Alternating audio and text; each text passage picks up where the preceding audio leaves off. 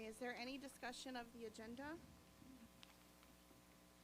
We have a motion to accept the agenda. So moved. Mr. Kilgore and Ms. Bryant, second. We do a roll call? Ms. Anderson? Yes. Mr. Gilmore? Yes. Ms. Bryant? Yes. Yes. All right, can we have a motion to accept the minutes for the November 12th regular meeting agenda? Or, I'm sorry, for the November, could be the 11th, right? For the November 11th. I'm sorry, hold on. This is for the October 14th, 15th, October 21st, and we would need to do the November 11th, correct? Or no? Okay, we don't have those yet, so we'll just do motion to accept the October 14th, October 15th, and October 21st minutes. Do we have a motion? So moved. That was Mr. Kilgore and Mr. Carter. Is there any discussion on those minutes? Can we do a roll call? Mr. Gilmore? Yes. Ms. Bryant? Yes. Mr. Carter? Yes. Ms. Anderson? Yes. Input from the Mount Healthy Teachers Association. I don't see Ms. Oh, there you are. Okay. Moving on to item B, are there any special orders? Communication. I don't, hold on, did you have any cards?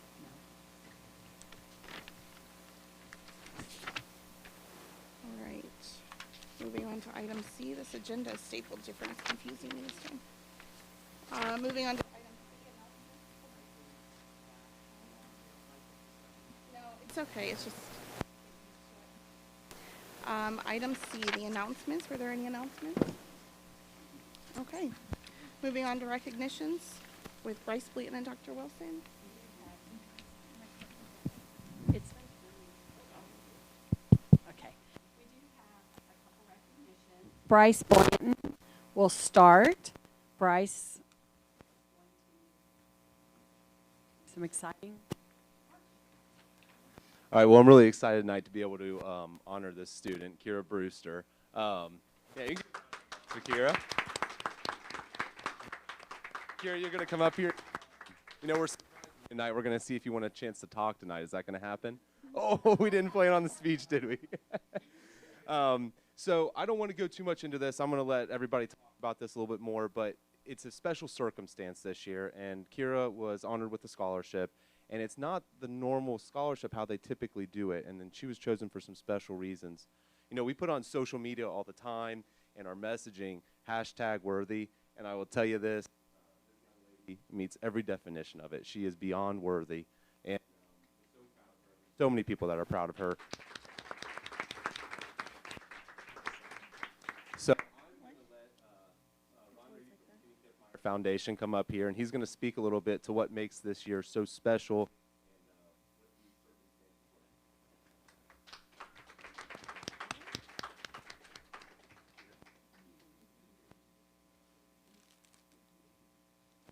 Hi. All right. Good evening, everybody. As Bryce said, my name's Ron Reedy. I'm here with the Kenny Kiffmeyer Foundation. This is Kenny's daughter, Sarah, who serves on the foundation as well. And Kenny Kiffmeyer was a great friend of mine. He passed away in 2018 from ALS. So we decided to create a foundation to, do something positive for such a horrible disease. So we created this foundation, and it was basically for us to help make an impact on families impacted by ALS. Fortunately, over the last 5 years, we've been able to raise a heck of a lot more money than I think we ever thought we could. So we've been able to help people with going through cancer, helping kids organizations, sports organizations. But one thing that we did when we started out, we contacted Mount Healthy High School. And in Kenny's honor, he was a coach here at Mount Healthy for almost 4 years. And we thought, well, how can we, honor a coach? So over the last 6 years, we've given out a $1,000 scholarship. The first 5 years is going to a coach of the team. Well, Jordan Stevens, the head coach this year, calls me and says, "Hey, I got a little bit of a twist here. I want to run by you." And he told me all about Kira, and I'm like, "That's big." So we were able to recognize her down on the homecoming game. I think it was that night. It was just before the night. It was windy, and a lot of people weren't there. Bryce contacted me and said, "Hey, we'd like to recognize Kira up here tonight in front of everybody, so she gets the recognition that she deserves." So congratulations, young lady. We're very proud of her, and I know your future is bright at Toledo. So go Rockets. I'll turn it over to Sarah. I don't know if she wants. You want to say you're good? Okay. All right. So, but we're very happy to be here tonight and honored here. So thank you for having us.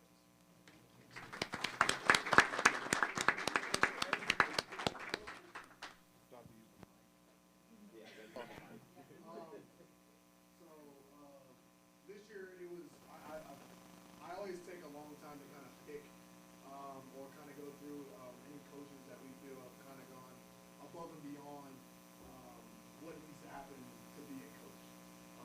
And to be honest with you, Kier just fit every box that you needed to check in order to kind of do this. If anyone has been around coaching, it's a lot of work for no money.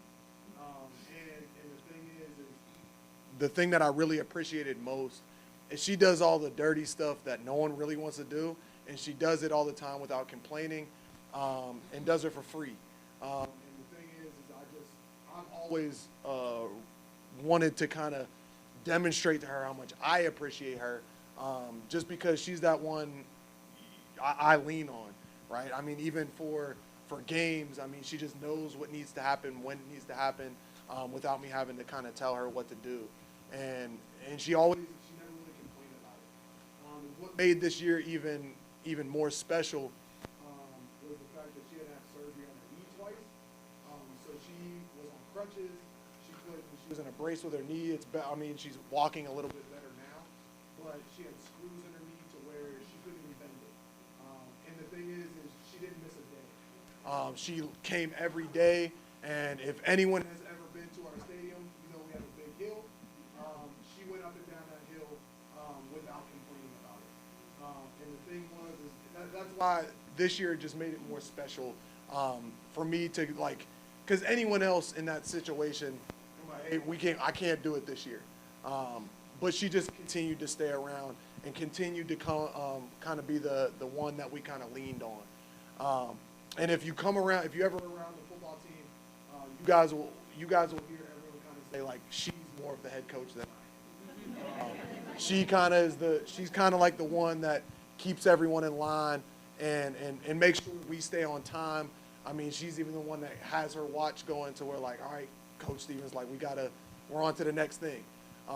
So I'm just extremely blessed and extremely thankful that I was able to kind of help her out in some way, so that she kind of leaves this place knowing that she's appreciated.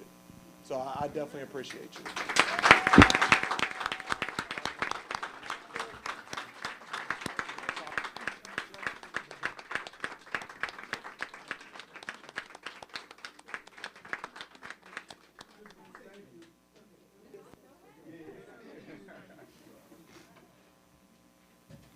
Honestly, I don't know really what to say. Yeah, thank you is one of those words. I'm gonna start crying. Thank you. I'm not doing it.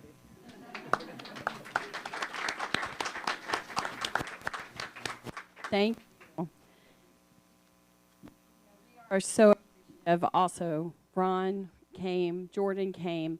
We have a lot of people who support our students and our buildings in a lot of different ways, and this is an example of that. So we're very appreciative of them. Yeah. I don't know where Jordan just walked out, if he were to come back. Our football team will be playing Anderson on Friday night. Jordan, come on in. So since Jordan is here, Jordan, while I appreciate him, I'm not, one to really but what I appreciate about Jordan is that he works hard to get every student a scholarship. And last year, every student had an offer somewhere on the football team. And that's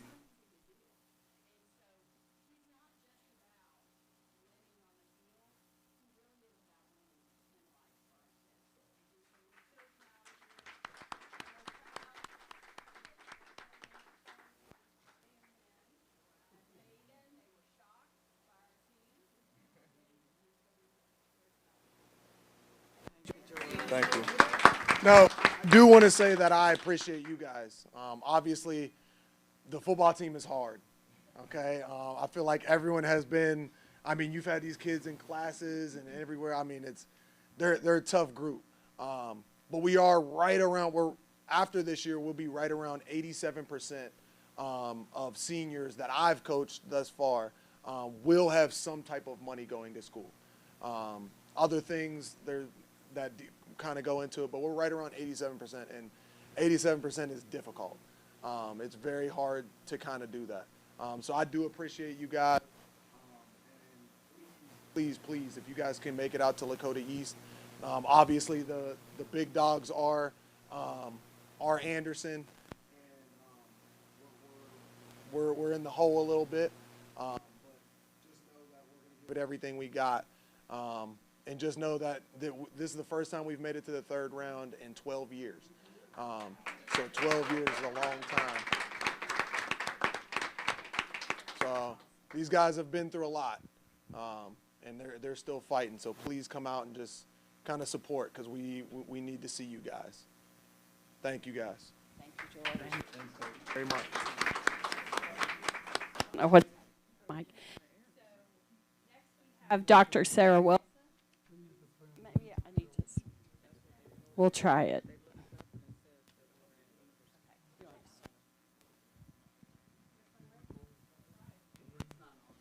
Yeah, you do have to turn it on.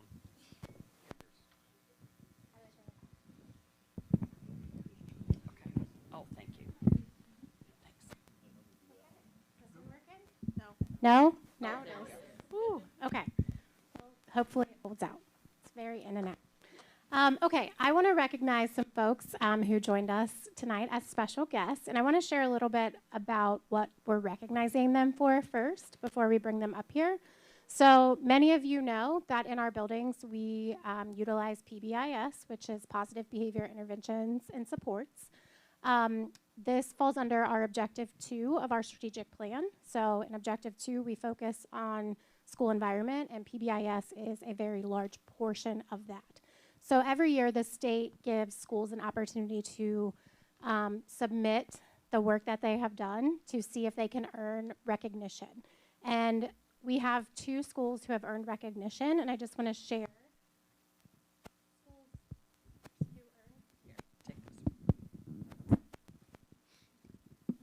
Schools who earn this recognition have done the following things. So they have a comprehensive system of behavioral supports at Tier 1, which is our foundational support that we provide for all students. They have consistent implementation of the essential elements across all school settings, so all of the essential elements of PBIS. They use database problem solving and existing team structures, and they have organized team meeting notes and database program planning. So we have 2 schools who earned bronze recognition, and it's for what they submitted last year. So the first is South Elementary, and we have Dr. Therese Thomas, if you want to come on up. And Tanisha, Miss Tanisha Smith. So congratulations. Congratulations. And then next we have the Early Learning Center under Jane Godey. Congratulations. Oh, sure. And a big part of Jane's team, Marla Waldron. Congratulations. So I want to just say thank you to these folks up here. They've worked really, really hard to earn this bronze level recognition. Not only the work that they do day in and day out to build those PBIS structures in their buildings, but then all the work of putting it together and actually submitting it for the recognition as well is extensive. So great job to all of you. Congratulations. Keep up the good work.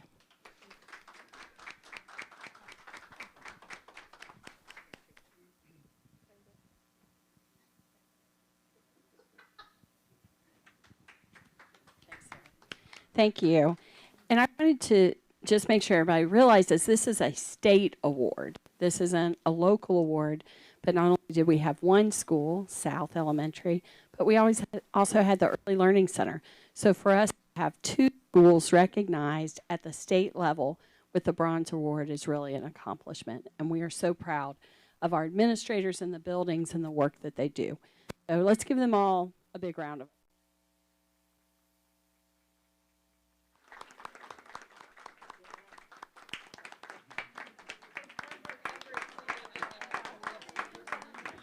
It's a slow standing ovation, but still a standing ovation. It's a wave. It's a wave. Thank you for all the things that you do.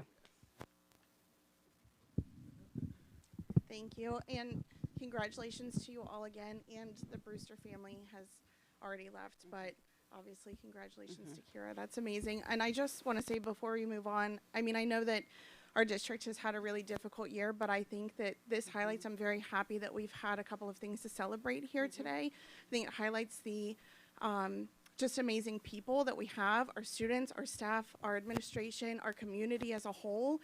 I'm glad, I know that that's probably not the reason why, but I'm very glad that we have a packed house today so that we can all celebrate those accomplishments together.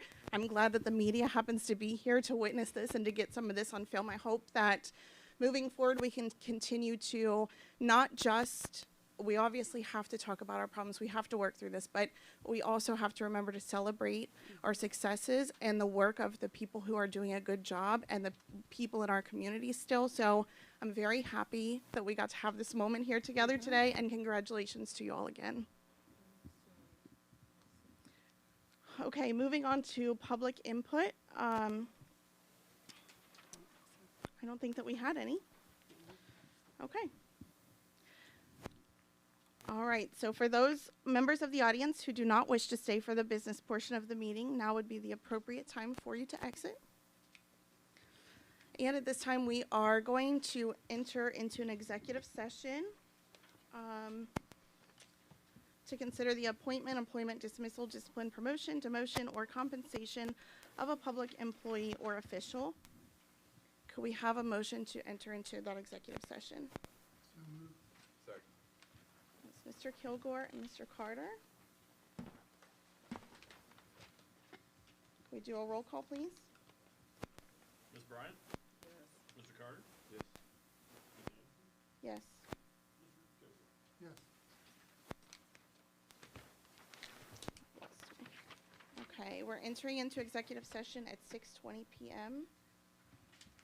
And we will obviously have a lot to discuss on the agenda when we return, so you're all welcome to stay.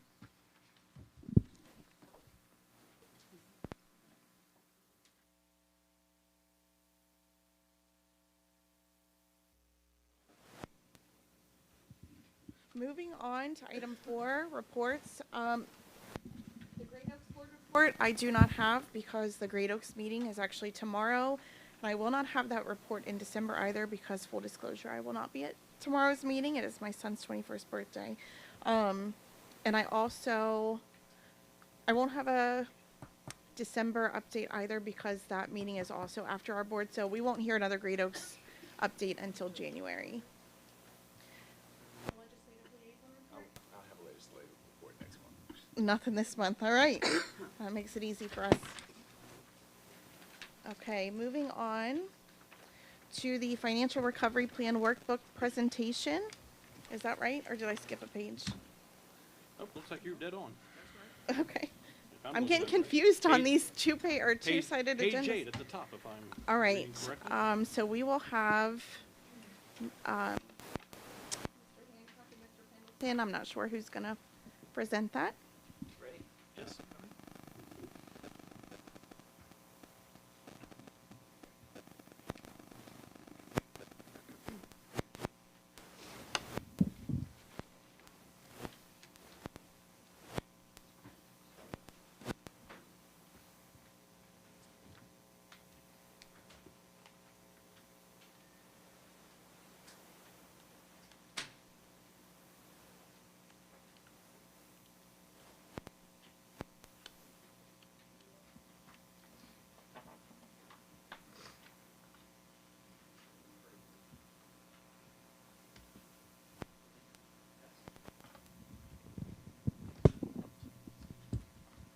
Test? Okay. Okay. Let me go. Oh, I have no idea.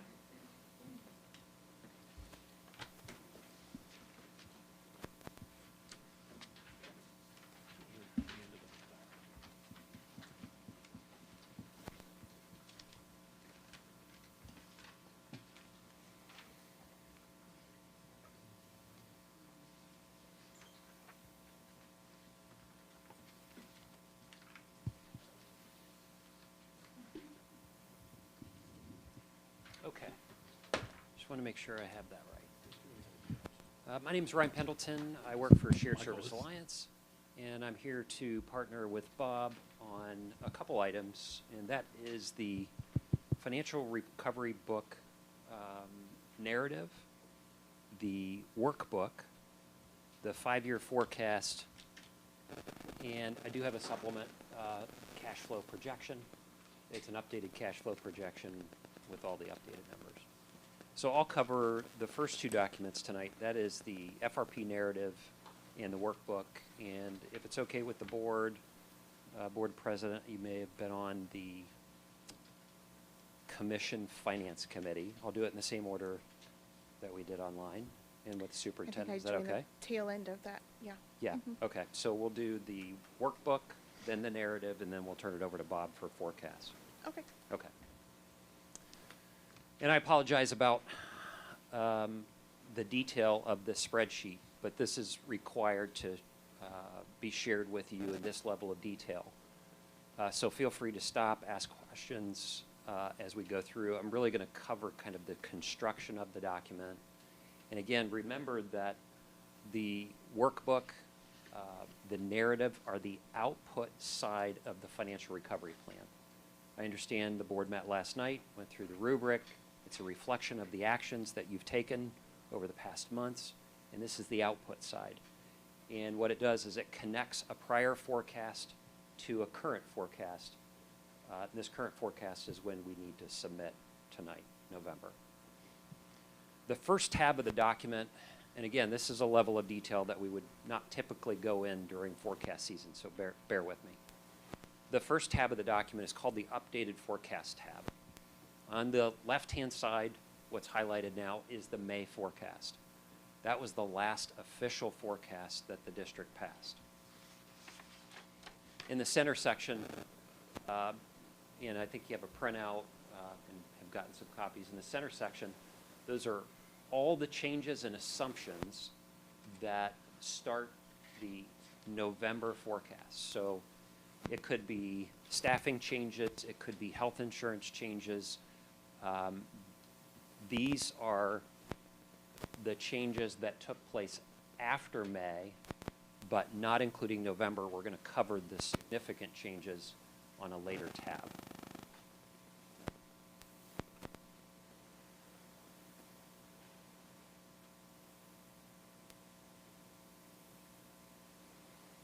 The changes and assumption tabs. Basically, we need to document and put a narrative to anything over $100,000 per the commission's directive. And if you see, for example, again, I'm not going to go into one by one, where it says changes to align to the FY24 actuals.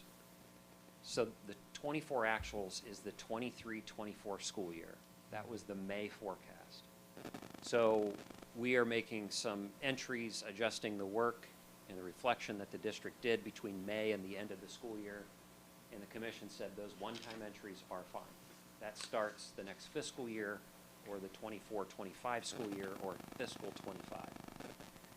Then as we tab down through the detail,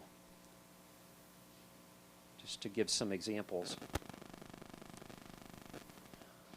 now this is dealing with our current fiscal year and out. And as you can see, we've got revenue, and then we've got an expense tab as well. But you can start to see unrestricted grants and aid and any changes made thereafter. And we can talk through that when we get to the forecast. Changes in enrollment drive that. The restricted grants and aid tab, changes in that DPIA or economically disadvantaged. We did talk about that at prior meetings as well. There's a change to the statewide formula.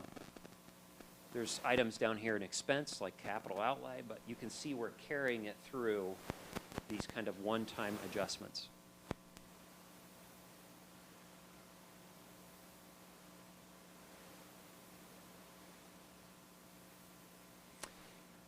Since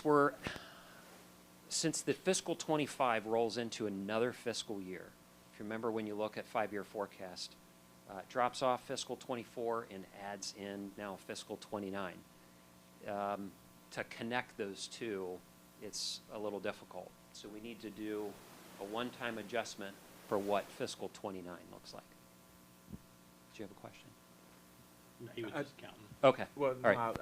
I did, when you jumped from 24 to 29, I did just kind of, So 5-year forecast, 3 prior years of actual must be displayed, and then 5 fiscal years. But because we have May into a prior fiscal year, and now we're moving to November, we really have to show from 24 to 29.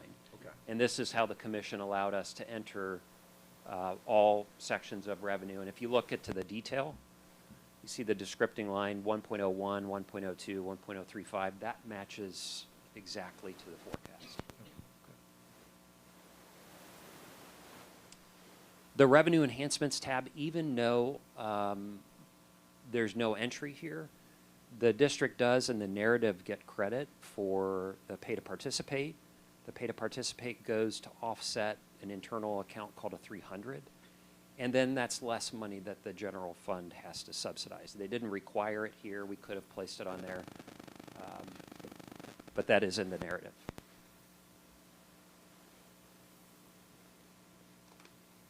The expenditure reduction tab is the one where all the volume is. And that's where we are required now, instead of the prior tabs of listing fiscal year by fiscal year, we're required to list by month all of the reductions that the district has made out all 5 fiscal years. And so you can see fiscal year here, you can see all the individual line items. And just to give you that example, as we rotate out, there's fiscal 26, there's fiscal 27, and fiscal 28. Fiscal 29 is blank because on that prior slide we showed you the one-time entry. That's the way that the commission wanted those displayed. Now, the volume of documentation that the districts reviewed and evaluated is immense. And but the amount of documentation you've reviewed, you should start to see the connection between the rubric, the narrative, board documentation, the FRP workbook, and ultimately the forecast. And within maybe $40 or so, the FRP workbook reconciles to the forecast. So that's primarily because they're 2 huge spreadsheets rounding throughout those 2 spreadsheets. So this is where the volume and detail is for all the reductions.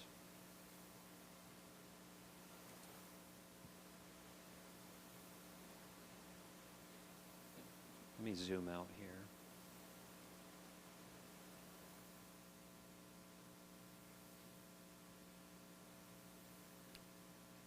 Just so you can see the construction of the document, that's zoomed out so you can see the whole thing. So now we've started with an updated forecast.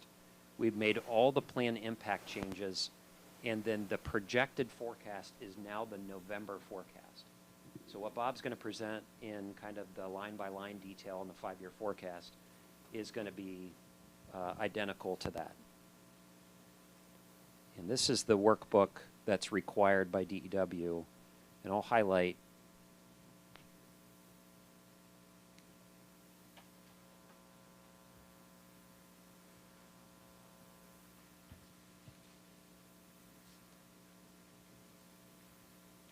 so I want to make sure that it's on the record tonight and in the narrative and in the 5-year forecast, an improvement that was made since last week.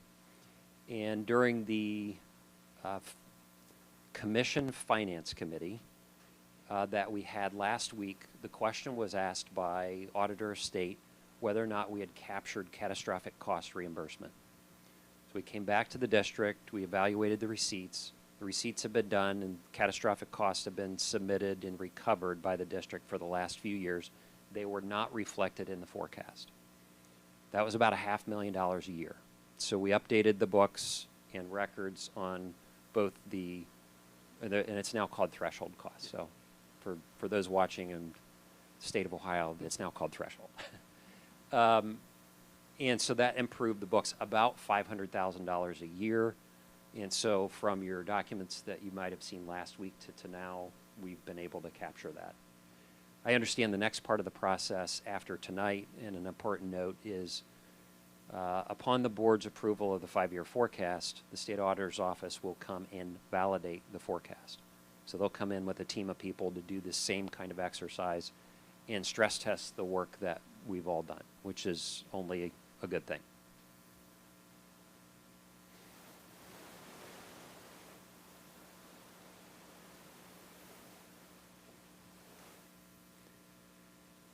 The commission requires a narrative, a voiceover, if you will, to the FRP workbook.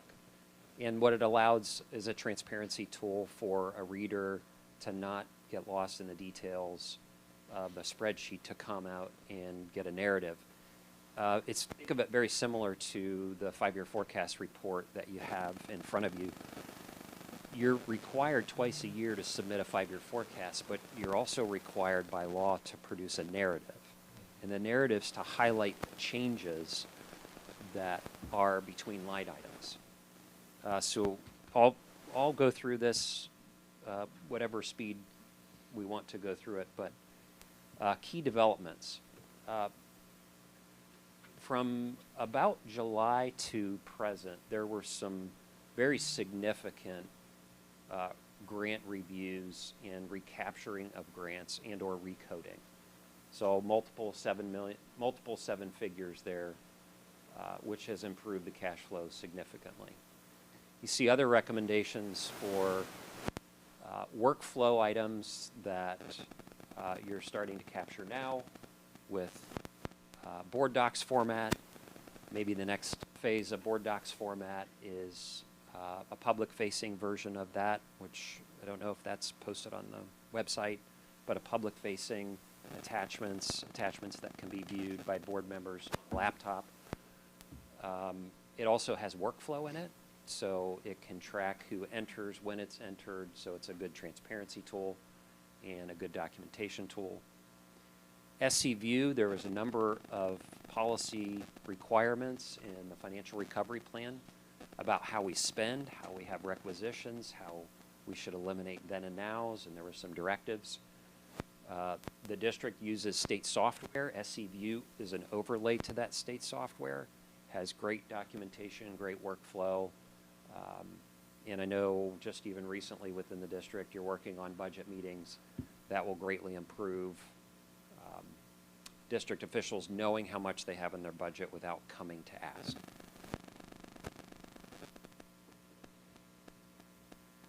We've previously reported on credit card policies and have a more centralized process.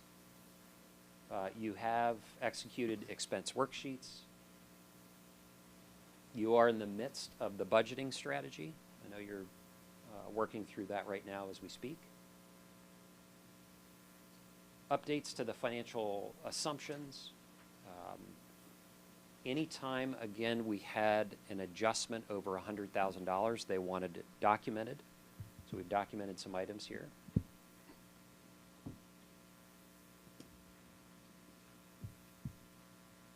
We've documented the number of certified positions from the May FRP workbook to now.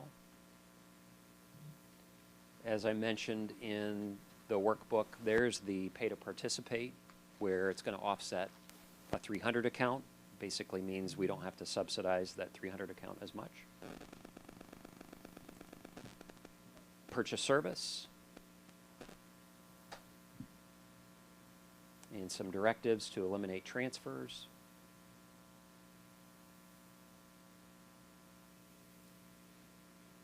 For fiscal 26 and beyond, there's some larger expense reductions like state minimum transportation, a staff reduction, and salary freeze.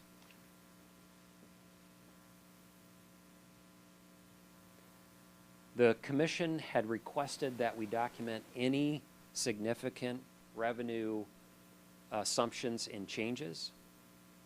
We documented those there, and as mentioned, the two primary drivers of any revenue changes, one is enrollment, and two had been the economically disadvantaged or DPIA funding. That formula has changed. So let me highlight those because they're going to come up in Bob's report in detail with unrestricted grants and aid. From last year to this year, there's been a drop of approximately 200 Students, yeah. about 200 students.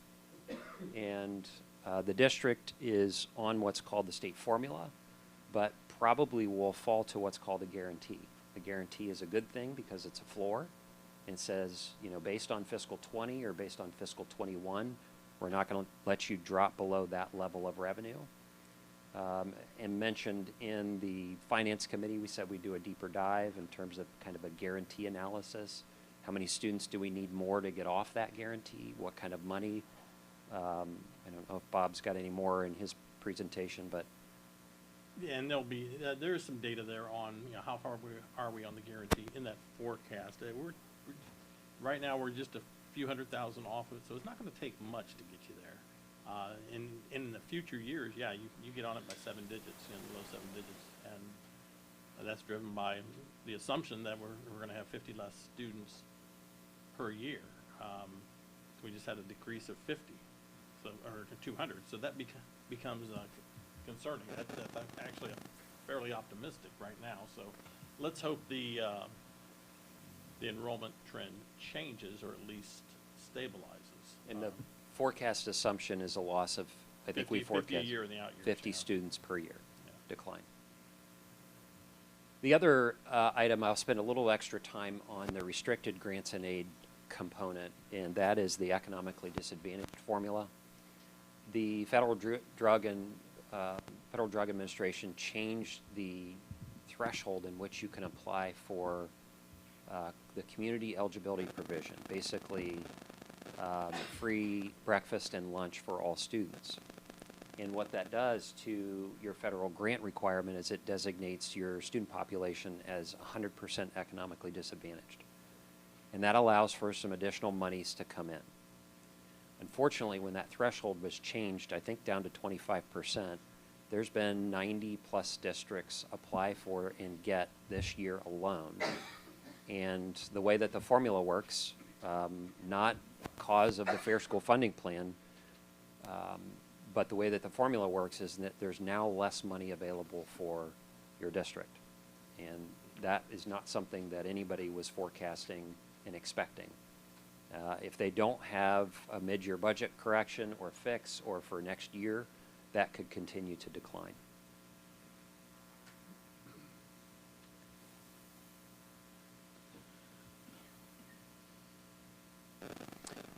The last part of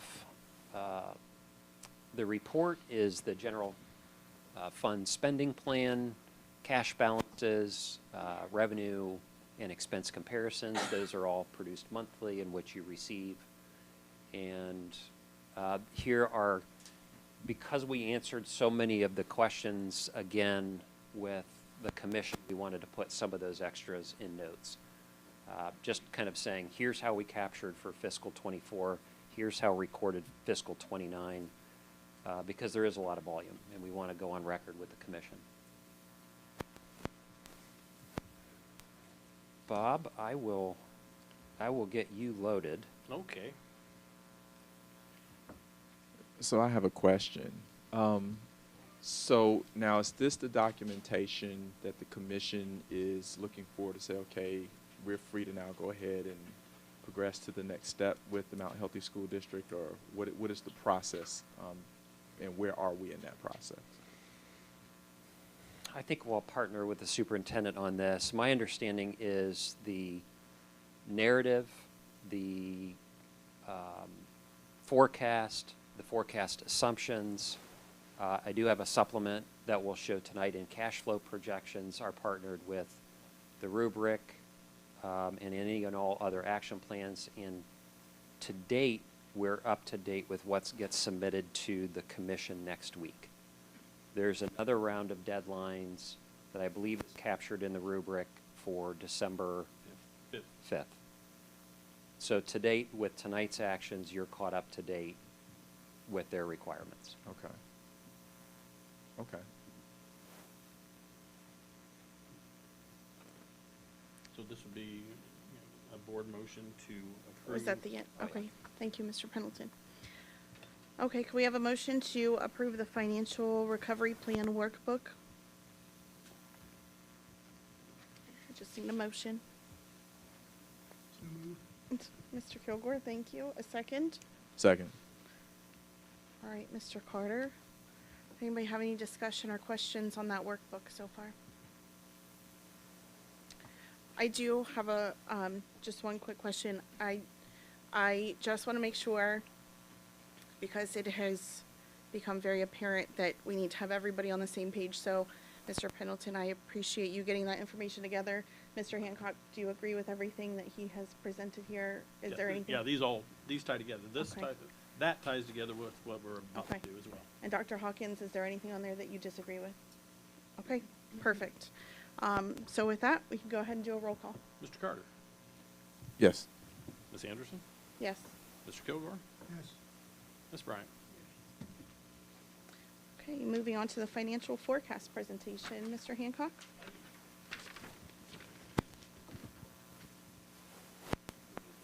Yeah, that'd be great.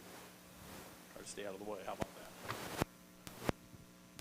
All right, so this will be your November 24 financial forecast. We've kind of glossed over that in the presentation we just went through, so you're going to get a lot of this information again.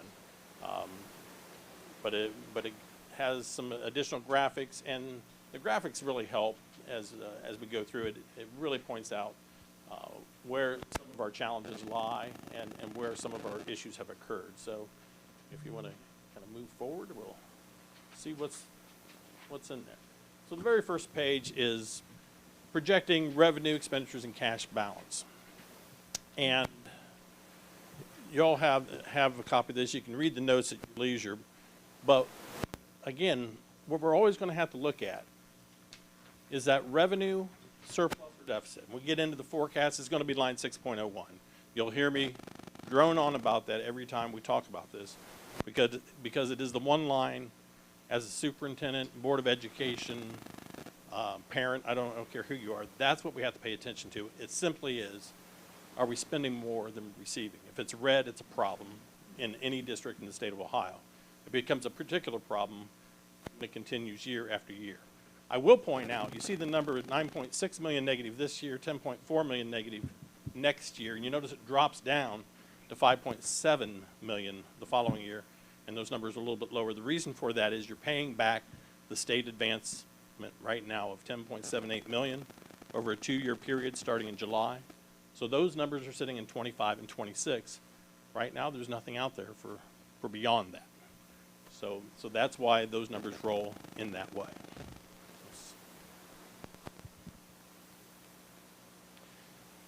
Again, this is simply an analysis graphically of the revenue, surplus, and shortfall. We can see that we have a spike last year when we got some additional money for the advancement. But again, then things start leveling out. So that's simply what that's showing. You had a $10 million, almost $11 million spike in revenue one time, and that's what that is. This simply shows the cash on hand. Obviously, that's a problem. The number of days, we'd like to see that to be around at least 60 in the positive in all years, and so that's the goal as to where we get at some point in time. Obviously, not something we need to do at this moment, but the board's going to need to consider a cash balance policy into the future. It's one of the things every district should have, and basically what it says is, what's your goal? As you're doing your budgeting, where should your cash balance targets always be? And that helps give you those targets so you don't get into budget deficit situations.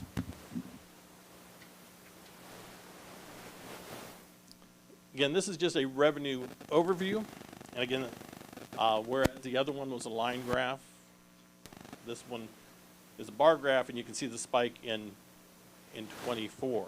And we're also just a little bit raised here in 25. That's because of the 1.7 million that we've pulled back in grants here over the summertime.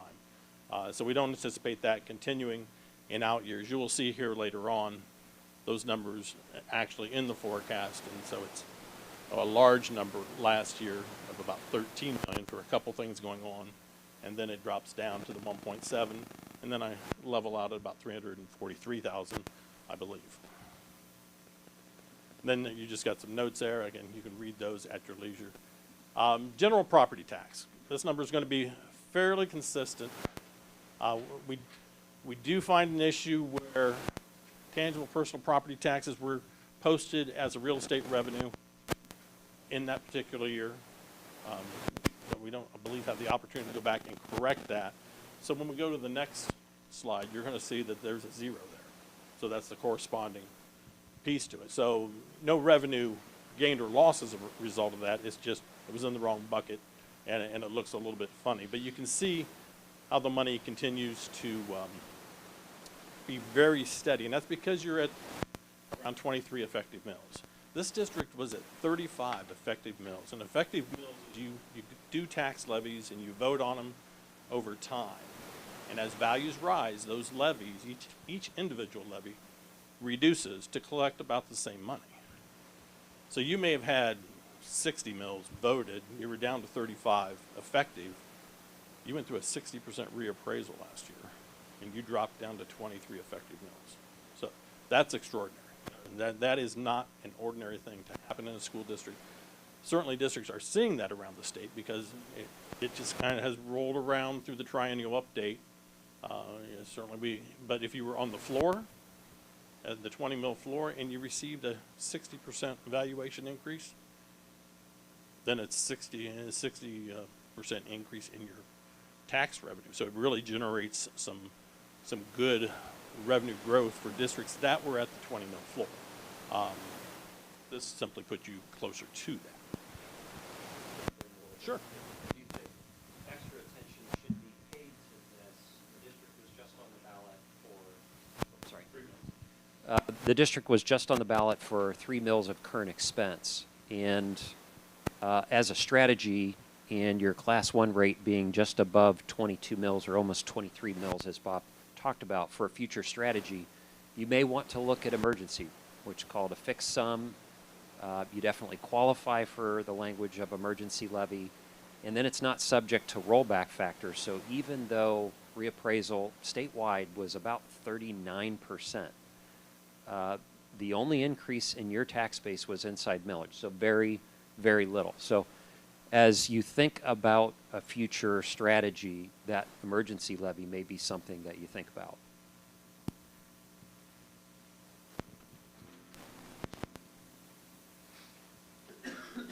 This is a smaller portion, and there's your 0 that I said would show up. And as a smaller portion of our local property taxes is the public utility taxes. And those are driven by valuation estimates, and those are taxed, I believe, at the full tax rate. And so those will have a little bit of growth. They don't have the rollback feature that you see on the previous line item. Any questions so far where we're at? Okay, so the big number, unrestricted grants and aid to the state of Ohio. And this is a formula-driven calculation, rather complex. The software has numerous factors in there that drive that fair funding formula. But the most significant thing is, we're seeing right now we've got a decrease down to 2510. It may be just a little bit higher than that right now, but it doesn't move the needle much. When I ran some numbers late in the process, very late in the process, 35, 40 kids moved at maybe $9,000 because of where the numbers were sitting at that point. So we will continue to watch that. In future years, you certainly get on the guarantee as we go down into these numbers, and if we got into the real detail of the software, it would show you some guarantee numbers that are over $1 million there in the out years. So we're going to have to continue to watch that and see how we can manage those going forward.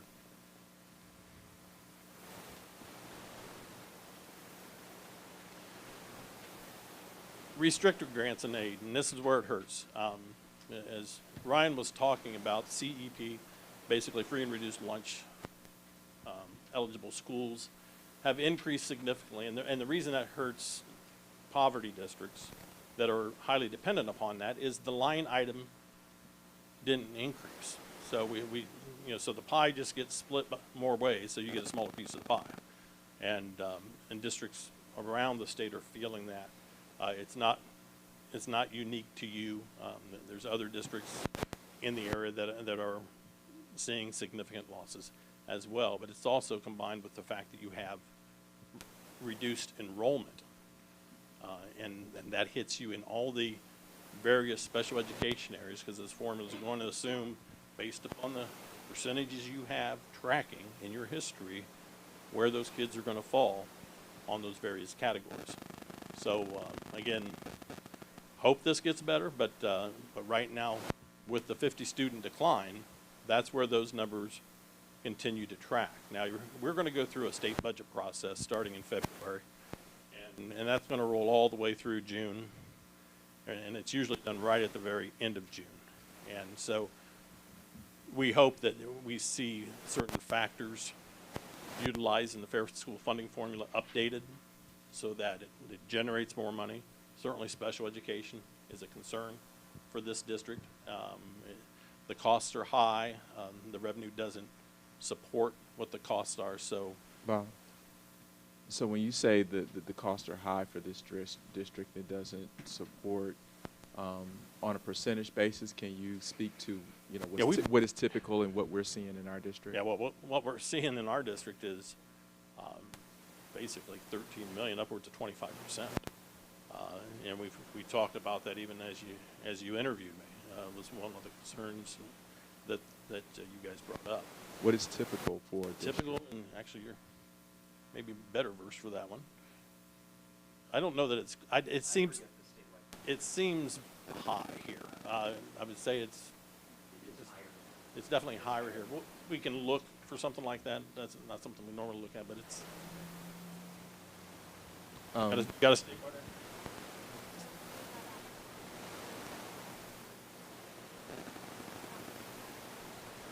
About 15%. Yeah. And here it's 25. Okay. So it'd be interesting to see do the dollars follow that. You would think they would, as far as what the expenditures are doing.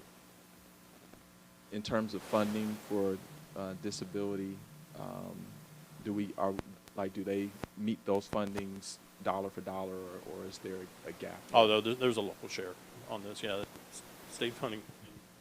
Certainly, we got the author, highly involved in the Fair School funding, but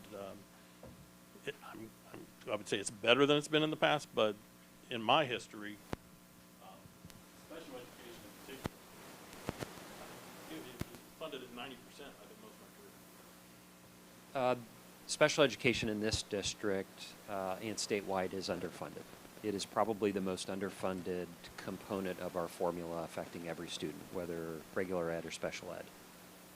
Because the incidence is higher here at 25%, that leaves lots of gaps. So an area of advocacy, absolutely. There's a special education study that was just commissioned that takes the categories from 6 to 12. And some of those categories are underfunded by over 600%. So I would encourage advocacy on behalf of the district to reach out the next budget cycle on that. Thank you. The next item, state share of local property tax. Those of us that are homeowners will see on our property tax bill, we don't pay the whole bill. There's a portion of it that is paid by the state called homestead and rollback. That number is changing slightly because on new levies, they don't pay it. And so even with other taxing districts within where you live, you may start to notice that number is not going to exactly be 12.5%. And it's true for us as well. So again, that number will track very closely as far as year to year to the trend that you see on real estate taxes, which was a prior graphic for you. All other revenue, and this one's going to remain fairly steady. We had a bump back a few years ago, but you're going to get some interesting numbers out here. I believe Medicaid reimbursement might be out in that area. And so, again, we don't anticipate much fluctuation here. We've held this one pretty steady for the entire time frame.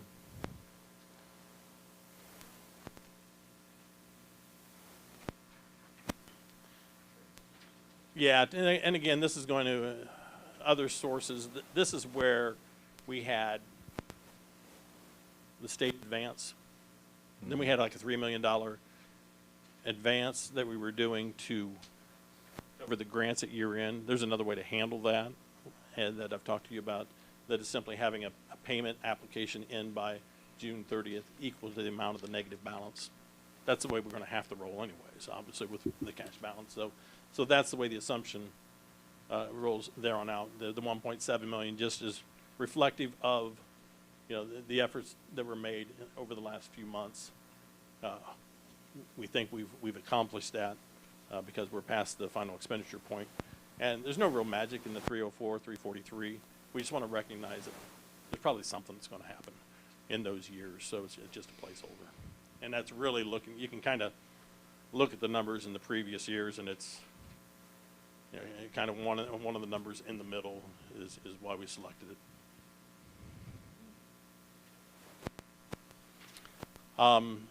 Annual expenditures, actual versus projected, and this actual and projected, I should say. So the actual ones are the 24 backwards, 25 forward, are your projected ones. And you can see as the reductions start taking place in 25, we drop from 60.5 to 53.7, and then again you're seeing that drop in 27 as well, because you're beyond the point where you're paying for the state advancement as things stand today.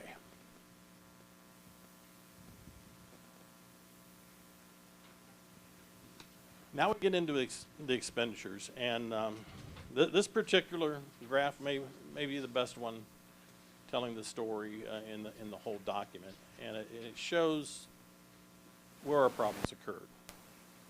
If we looked at enrollment, it's fairly steady through this time. There was a slight bump of maybe 50 kids in one of these years, but generally pretty steady. But expenditures on salaries and fringes started going up significantly in 22, again in 23, again in 24, and then now we see where the reductions have been made. And we're holding those very steady based upon the recommendations to go to a salary freeze, and that's what you're seeing out there in those future years.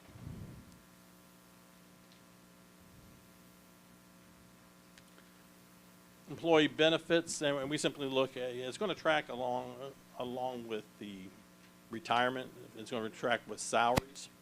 So the main thing that's going to be different in here is what's the assumption on medical, dental, vision benefits. And so the district is due for an increase, a sizable increase. When you start looking at the past history, we've done pretty well the last 3 or 4 years. The numbers aren't too wild, but we threw a 10% out there for this year because it's cyclical, it happens with groups. And then we used 8% in the future years, but that's really the main driver of any increase in this particular line item.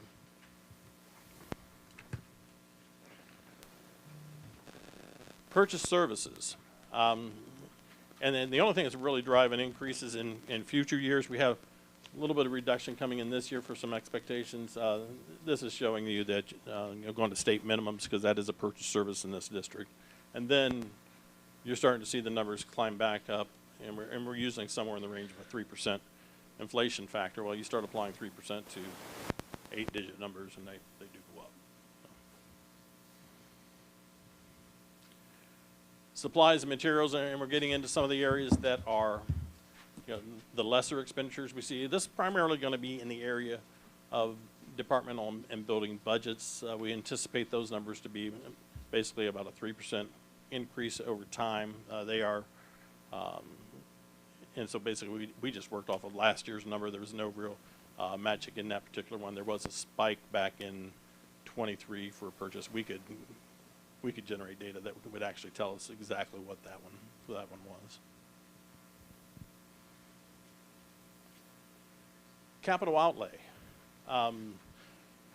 We haven't spent the first dollar this year. You haven't seen the first dollar hit the general fund and capital outlay. We're going to at least protect it by saying, well, maybe 250,000 will happen. I'm a little hopeful that we'll even be below that. Last year was at 338,892, and even in there were a couple larger items that won't necessarily repeat themselves. So we'll monitor that. You know, the goal is to keep that as low as possible. You have an 034 fund, which that is a useful number to me and maybe Ryan, probably not to anybody else in the room. But it's a capital maintenance fund, a $500,000 maintenance fund that you were required to pass when you built your buildings with OFCC money, and it might have been OFSC money at the time you did it. I will say that in going back and doing a review on the previous question about threshold payments this week, lo and behold, when I pulled up the detailed report, right sitting in the middle of it in the general fund was a $500,000 maintenance receipt. And I go, well, I knew immediately that's not where that belongs. So going forward, I didn't have to adjust it on this forecast because it wasn't really assumed. So we will code that correctly. That comes in, I believe, May, so somewhere in that frame. It's something later in the year. We're not going backwards right now. The audit team may require us to go back and look and see, did this district spend at least $81,000 a year, whatever the receipt was, it's right in that range, on maintaining the buildings that qualify for OSFC? My gut says, yeah, you probably did. So right now we're not going back and doing anything with that. We're just doing it on a going forward basis. I've had an email exchange with the state auditor's office on that already, and they are in agreement that that most likely is the case, but they may look at it.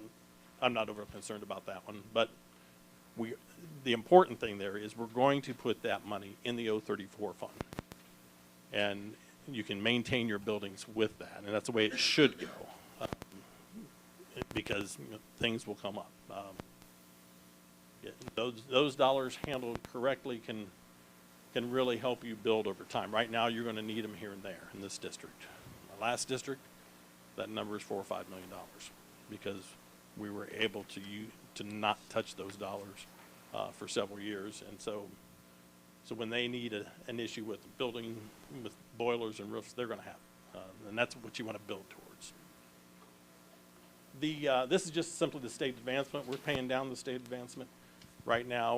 We're headed towards half of that being done by December, and that comes out of the state foundation payment twice a month, so it's an automatic entry that we have to do. Other objects, another word, 2 words for miscellaneous expenditures, and again, we're just using some simple inflationary factors of probably around 3% on that, so we're not really expecting it to change significantly. Examples of other objects, we have property tax settlements coming a couple of times a year. We have certain disbursements that are on those tax settlements that they've already taken away from you, but you have to post gross receipts and gross disbursements. So that's where those type of expenditures happen. Again, total other financing sources, and you can see the spikes were advances out to cover grant funds. Those are of no effect, because what really happens is you come into the last week of June, Treasurer's Office advances general fund money out into these federal grants is what they were doing. They turn them around first week of July, at least that's the way I did it. You turn around the first week of July and you flow it right back in, because you're going to get the payments through the PCRs during the month of July. And again, we're just going to get away from that practice. So this gets into, and we might want to, is there a way to expand that?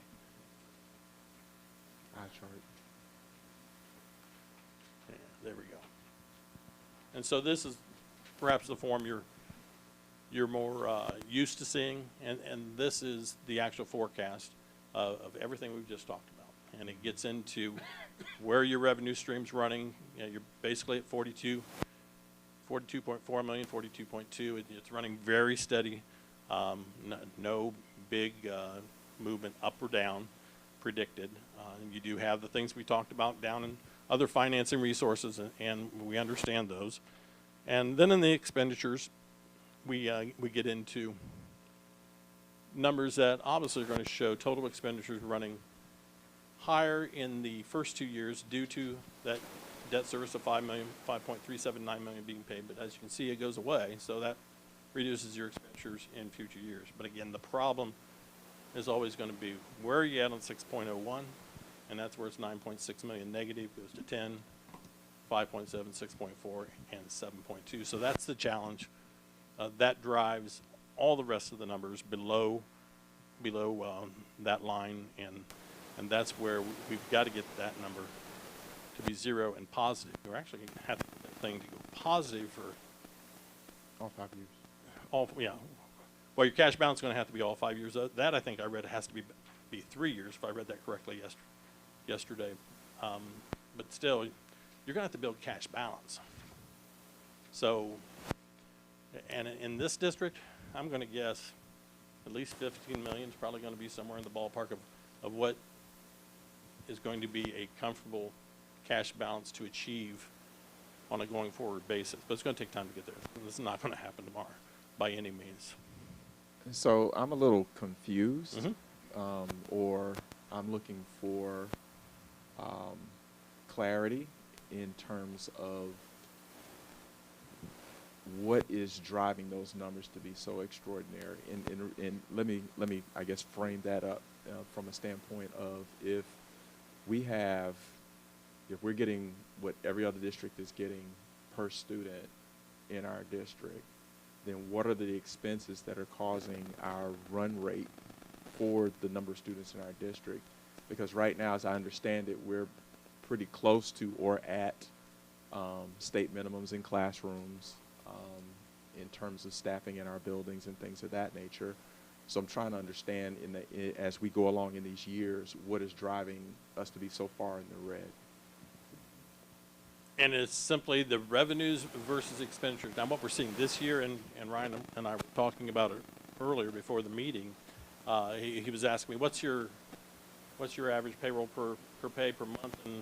And I shot him the spreadsheet, and we started talking about it. And what we didn't experience was the savings for July and August. That was a run out of your higher cost. So part of the problem is, obviously the biggest problem is how far in debt you got. And so that's a huge hole you got to dig out of. That's really hurting at this point. When we get into that going further, like I said, we need time for those cuts to take effect, and that's where we're getting into. We're only in the third month of your cuts actually taking effect and helping you out. So it's going to take time for those to really take shape, but it is simply a function of what do the revenues add up to and what do the expenditures add up to. And as you can see, we're holding those things pretty tight. So let me ask this. If Santa Claus stopped by on Christmas and dropped us $11 million check, right? You're not fixed. We're not fixed. You're not fixed because you don't have your cash balance at that point. You do get rid of, you could get rid of this problem. Mm-hmm. But you still got to get 6.01 fixed on a going forward basis, so you start generating a positive number, and that will start generating a cash balance, and it's going to be kind of like Novocaine. It's going to take a little time to work. So maybe it's only a couple $1 million a year at first, and you're going to have to work into that process. We've got a ways to go before we can talk about that. We've just got to get the numbers to be positive. Now, there's things that are going to occur. We are here right now. We've got a new biennial budget coming up. Nobody has the answer on that because it's not passed into law. It's a whole process that has to occur. We made some assumptions on what could happen in terms of further implementation of the Fair School Funding Plan? Yes. Could they go higher? Perhaps. That all becomes a political decision, and it is certainly a process I kind of enjoy, is watching how that occurs and following that process. And there will be times that it makes sense that we advocate for certain things. And certainly Ryan's done plenty of that very involved in the fair school funding plan, but in my past experience, I would look and see what does the state simulation show is it doing for our district. And I'm looking at the details. There'll be budget reports that come out day of, as soon as they're done, and we'll be looking at those and seeing what do those actually do for us, and is there anything in there that's impacting us? And yes, I've found things in the past that were specific to my district that would have hurt them, and did advocacy at the state level in front of a House committee with a legislator, whatever the case may be, and those things have been successful. So advocating for yourself is something you do have to do as you see that. And particularly if you find something, special ed's the best example. It's a high cost item, it's underfunded, and it's something other school districts are experiencing. So you want to look for those things that other districts can get behind. And so you have people with you, and you can start to get a groundswell on that. And that's how you're successful on dealing with some of the bigger revenue items on a going forward basis. And those opportunities come up every 2 years, and you got to watch it. Now, there were some years in my past I would look and see what the simulations said, and those look pretty good. I'm not going to say a whole lot about those.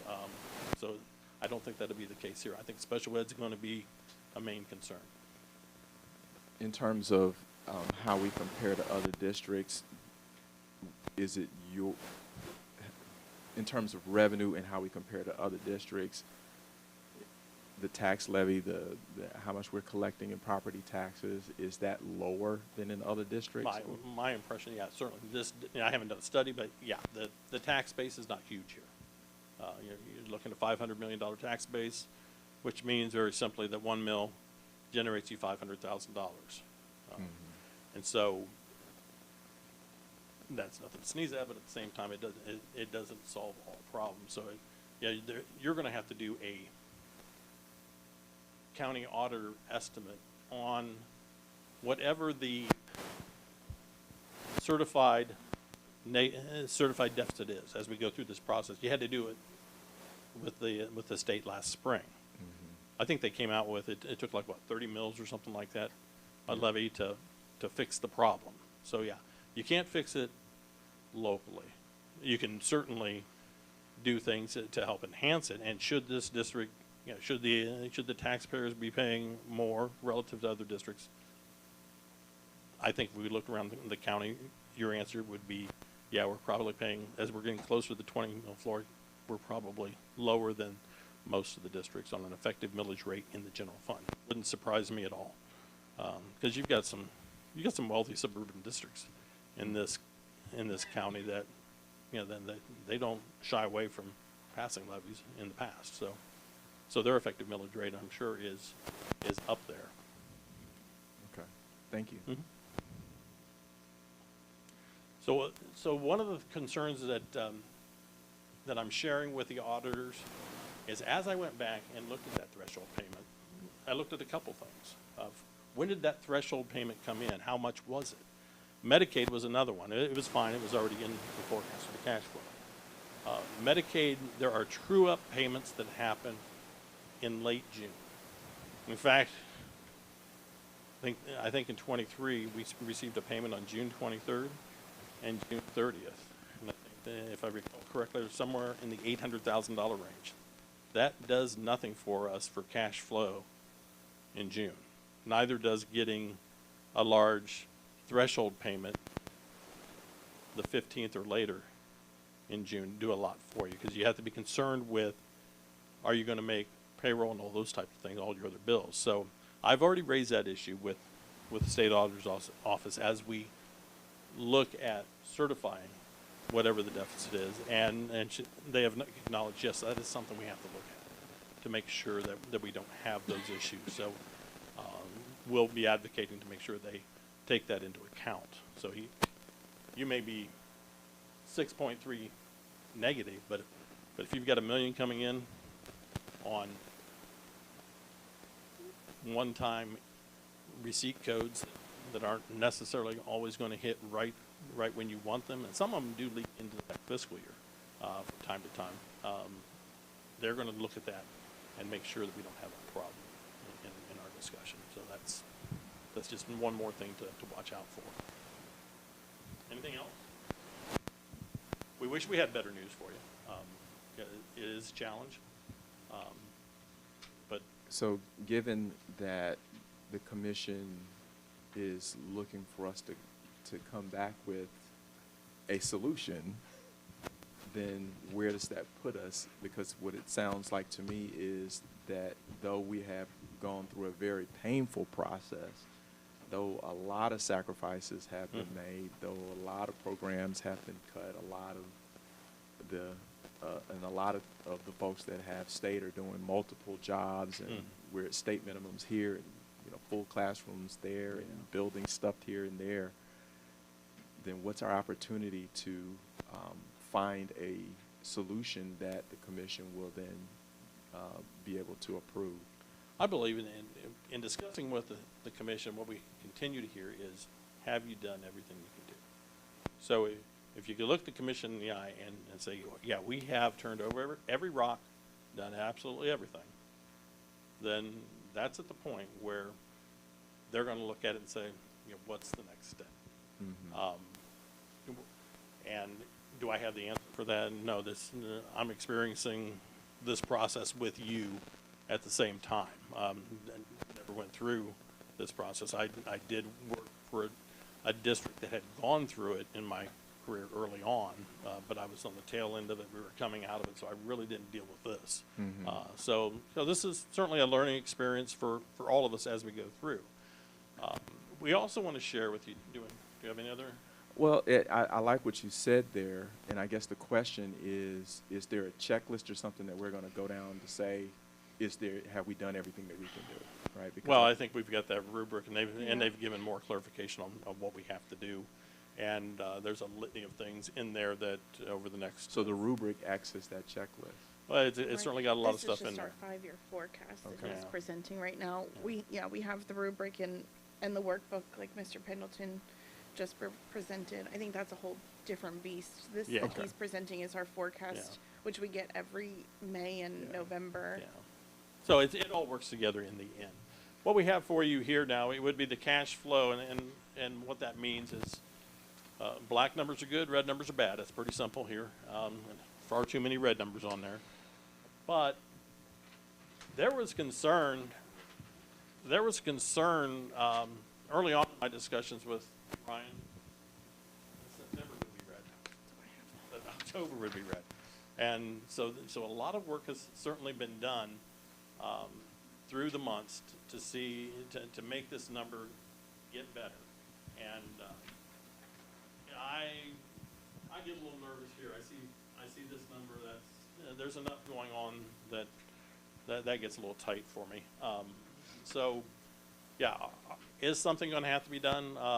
Yeah, unless somebody's got $6 million in cuts or revenue enhancements that we don't know about. Yeah, something is going to have to occur this year, and we'll continue through that process. You look confused. Me? Or Not Mr. confused. Pendleton? That look is concerned. Well, we should all be concerned. Yeah, it's, the whole That should just be concern our default. should have entered probably back in November a year ago, from what I hear. So, anything else? No. Thank you. All right. Thank you, Bob. Okay. Can I have a motion to approve the financial forecast that Mr. Hancock just presented? So move. Mr. Carter, do I have a second? Second. All right, Mr. Kilgore. Does anybody on the board have any discussion regarding that forecast that we just saw? I do have a couple of questions. Mr. Hancock, I'm gonna ask the same question I asked our previous treasurer last time she presented this. The board has had some issues previously approving forecasts that were not presented to us completely accurately. So if you could explain to us the process that you used just briefly, and any sort of evidence that you can explain to us to ensure that this has been presented accurately, that everything is included, and that to the best of your knowledge and anyone's knowledge, this could be the best numbers we could possibly hope for. And I will say to you what I say about every forecast. The one thing we know about it, it's wrong, but we want to be on the right side of wrong, because every forecast is an estimate, so the numbers will be somewhat different. So when I say the right side of wrong, I want expenditures to come in lower, I want revenues to come in higher, and that's just an accounting term of conservacy, that you want being conservative on your estimates both ways, but at the same time I want them to be very realistic. A good example of that is the payroll, and I advocated that, hey, let's put the brakes on a little bit, let's look at some actual payroll data as opposed to looking at a point in time in the past and saying, okay, we're going to start doing pluses and minuses to things that we did. And my concern with that was, for that process to work, your data has to be absolutely pure, meaning there were no adjustments on payroll, everybody was in the right fund, all those types of things. Well, we found out very quickly upon my arrival that was not the case, and even before I got here. So there were adjustments made prior to year end that would have affected general fund salaries. There were certainly ones that I made in the last 2 months. And so that's why it's so important to, particularly on the payroll, which is your largest expense, to be dealing with live payroll data in the months of September, perhaps even October. And so for that particular process, we started off with one payroll. We actually ended up using 4 live payrolls through the end of October. Averaging those out, I looked at everything by function in the general fund, everything by object, and those 2 data points give me some very good information. I also have a 5-year history that I look at in this spreadsheet. And then I start looking at things that I know that are going to be one-offs, supplemental, substitutes, overtime, things that I can look at your past history and see where it's been running. And I put those estimates in on an annualized basis, and I subtract out what you've actually paid to date. That process, 3 decades old, at least for me, and very, very tried and true. We will monitor that each and every month through a spending plan that's going to estimate out how much you are going to receive and expend on each of those forecast line items throughout the fiscal year. It's a requirement of the commission, but quite frankly, it's called an SM1 is the old term, monthly spending plan. Any treasurer doing their job correctly should have always been doing it. I was doing those before. I was doing forecasts before forecasts were even required. That may be a statement on how long I've been doing these kind of things. But that is why you do all this. And so as far as on the revenue side, we look at the actual data we have at the point in time. We've had multiple finance professionals, some of the tops in the state. I'm not talking about me. I'm talking about people like Ryan, Ernie Strausser. We've got some good people in Ryan's organization that you don't see. Very bright, that worked with us on stress testing. And even then, yeah, you can miss some things. And so we've done that with the commission. On the threshold is a good example. And that's why you go through all those things. And don't be afraid to look at those and monitor them each month. And if it's going differently, we're going to tell you. What did I know? When did I know it? When did I tell you? It's what Ernie Strausser would always say to us. And so we're going to be right out in front with that stuff. And that's the only way you can properly manage your finances on the revenue side, on the expenditure side. And you've seen evidence of that since I've arrived. As I find things, I tell you, how are they going to impact you? Are they good? Are they bad? And that's just the way it is. Okay. Thank you. Yeah. Yes. Yep. So every month, this fluid document will change. Every month we'll share with you the changes of this. So when we first started this, negative cash flow, as Bob mentioned, was in September. So we reflected accurate data. It's being pushed out. it does show the minus 6.3 million this fiscal year. The other thing that we show with this cash flow document is we have to certify this with the Auditor of State's office. And so your board action tonight will trigger the state auditor's office to come in and certify that cash flow. They report to what's called the controlling board. The controlling board will determine whether or not we get additional solvency assistance.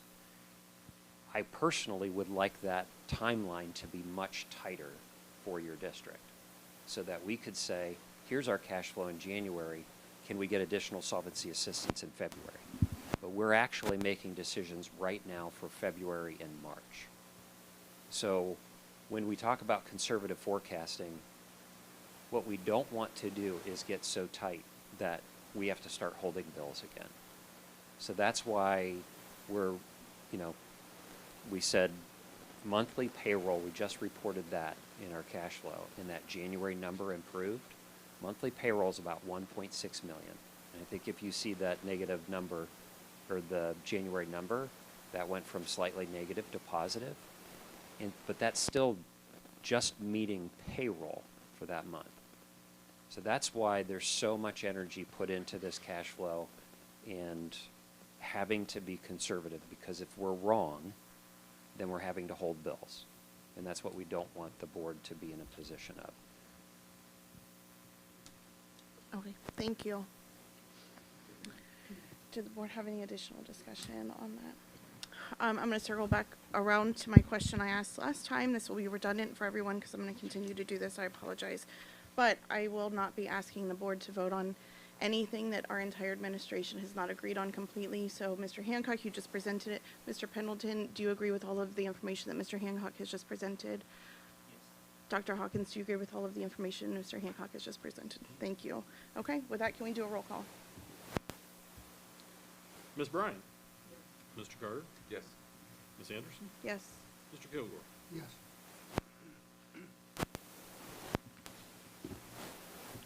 Thank you. Moving on, item E, transfer to the bond retirement fund. The ELC payment is required to be made here this week, actually. And so this will cover the amount that we need to pay into, to pay that bonded debt. You will see later on that actual bonded debt is probably about $133,000 higher. And there's $133,000 sitting in the bond retirement fund. I did some cursory reviews going back several years trying to figure out, okay, why is it there? And nothing right now really pops out as to why it's there. But I'm not going to put money in the bond retirement fund from the general fund that I don't have to any earlier than I have to. So this net number is what gets us to the payment that we need to make this month. And that's the way we'll roll with that at this time. Do I have a motion to transfer that amount from the general fund to the bond fund to cover the debt payments on the 2020 certificate of participation for the ELC? Ms. Bryant made a motion. Can we have a second?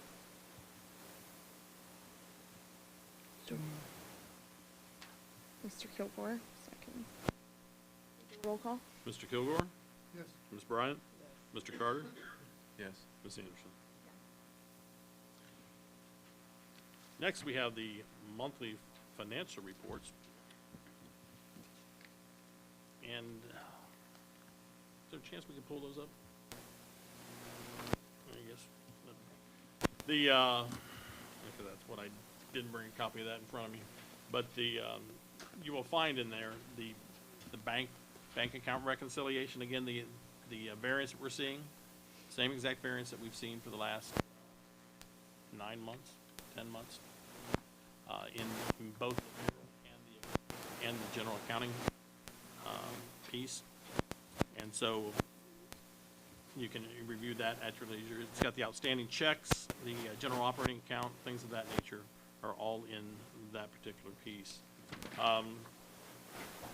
We also have in there the monthly monitoring workbook. That gets into the cash flow analysis, and we're going to have to pull that up at this point to get that. So for the items that we don't have available to us, I don't know, per the commission's rules, if we can even vote on that. Which ones? The items that you said you didn't have available right now. Oh, everything's on the board docs. Yeah. They were sent to Yeah. us. And is that, per the commission's regulations, allowable for us to look at it later after we vote on it? No, you've got, well, I mean, we sent it to you beforehand. We'll go ahead and pull it up. He's gonna pull it up. I never remember, if I'm being honest, I do look at attachments and I never remember what's what. My brain doesn't work like that. I don't have good enough memory to know what's what, so I would be voting blindly if I can't see it. We'll pull it up here. Let's see if there's anything else to talk about while we're doing that.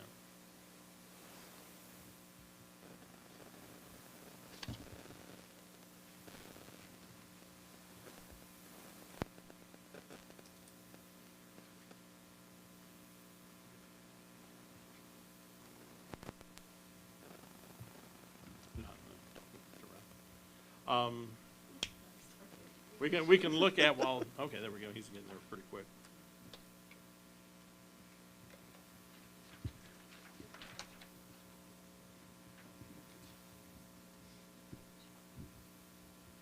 So, Oh. We're gonna be discussing your contract. You might wanna be here just to make sure if the board has questions about that at the end.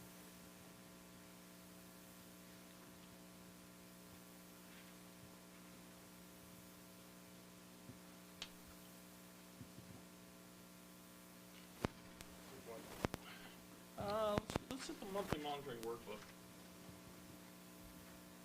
Well, that's always the fun one. Ooh, a little bit of movement. There we go. Should look kind of familiar. We just did it on an annual basis. Now we take that data and we look at it on a monthly basis. And right now we don't have, the estimates are the actual, because we haven't approved the forecast. You approve the forecast, we're gonna take that forecast and we're gonna extrapolate and make estimates on what hits every month. We're gonna put that in this spreadsheet. And we see all these numbers to the left that don't have anything. Those are gonna be populated here, probably the next week or so. And so, revenues are running around $2.6 million for the month. So nothing too out of the ordinary there. Again, we're running at, down here on the expenditures, you can see that just a little bit larger, maybe with the word south. And together. So you can see where your salaries, and that was back in July, August. Now you start seeing 3 months of lower amounts of salaries and benefits, particularly. And as your cuts start to take effect, lowering your costs, realizing those things. You will see peaks and valleys on purchase services. It just depends on what bills are coming in. Why are purchase services so high in this district? Well, you're paying all your custodial people, you're paying all your transportation people, so that's why it runs so high. We were having a discussion today, Dr. Hawkins and I, she said, we're doing really good, we're only at 55% on personal services. You gotta factor in the fact that you have two large groups that are not hitting that line item, so that line item is not surprising to see it hit up towards 80%, so we'll continue to watch those. We'll be doing some deep dives into all the various objects of that particular line item. Supplies and materials, again, that's gonna ebb and flow. I would expect supplies and materials to hit heavy in the beginning of the school year for any district. Get the supplies in, get school started, that kind of thing. So the 218,000 doesn't surprise me in August. And then it keeps going, it's starting to level out. Those state advancements you can see coming in every month, and the other objects, tax on them. So you start seeing those types of things. And so that's where we're running right now again. This becomes a much more useful tool as we populate those estimates, and then we start looking for things. Why are things going one way or the other from our estimate? And most times it's just a back out of this, let's hit the, let's hit them all, just so everybody can see. General bank account reconciliation. And actually, we should only have one item, so we're not gonna go any further than this stuff. We're gonna, we're gonna make this one page, so I have to change it. But this is how we go through the general operating account. It goes down to list the bank accounts, and it lists any adjustments, the outstanding checks, things like that. This process is chugging along pretty good right now. We've got a dedicated person on site that runs through this real quickly for us, and they're top notch at doing it. It's just in their wheelhouse and stuff they like to do. So we were able to get this back really quick. We made a couple of minor adjustments. But I will say, what I'm not spending my time, wasting my time doing in this district, is making little corrections from staff errors. The staff is great. They get the job done, and I'm not having to do that. Say I worked in another district recently, out of Hamilton. That was another one I was that I was helping, and it was like pulling your hair out just trying to get the reconciliation done because I was constantly finding these silly mistakes. I don't see that here, and that's very helpful. Get it all working. So we'll back out of this, and I'll put this up as a one-page showing the statements out there.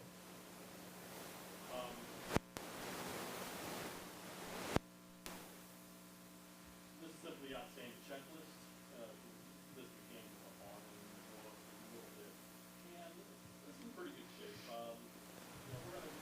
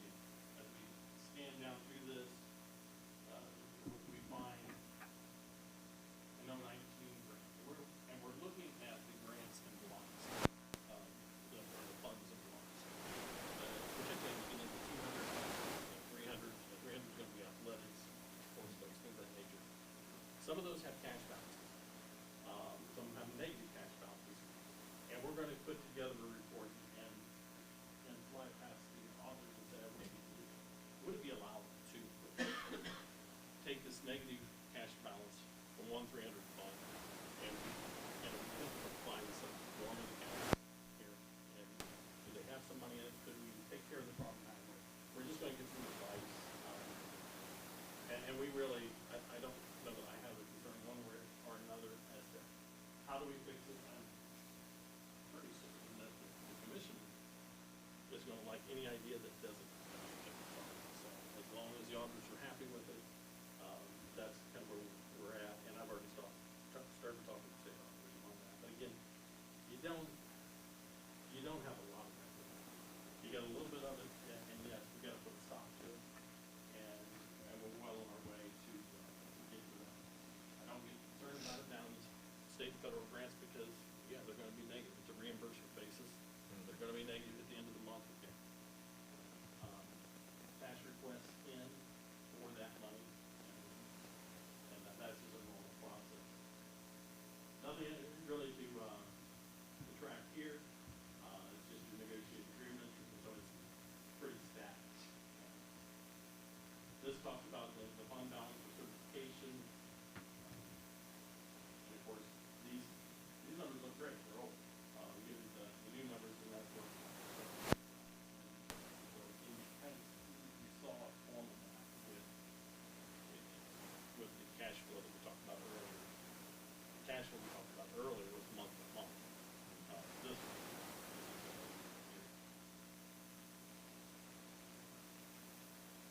I do have a question about those numbers.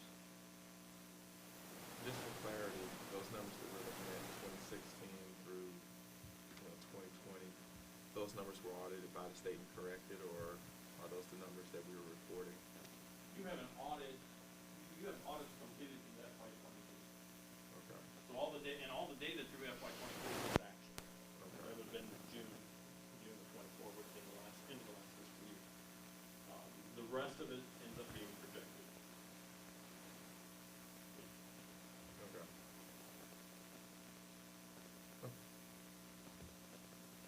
The checklist that we need to go through, and basically we just need to go through and fill this one out. Then I need to sign it, and this is helpful to me because it basically a checklist. Have we done all the things we need to do? So we'll end up, the last thing you end up doing is after the meeting, which you get the full board. But I have a couple of things that's what we've been doing.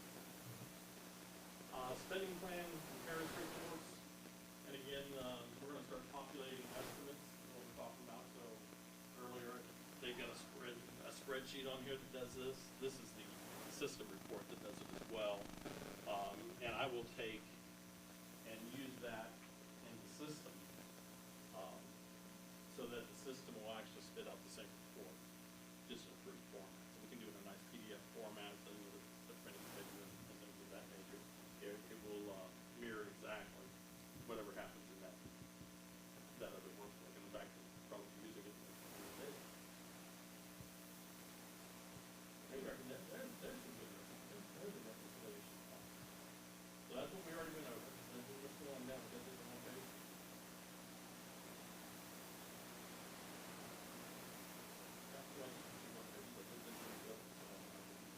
So you got all everything that we've already just went through this.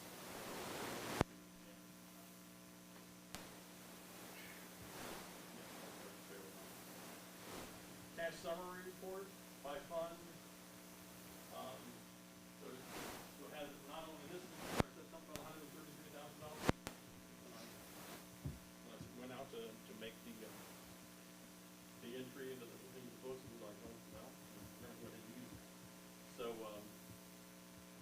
you can scan down that through that at your leisure.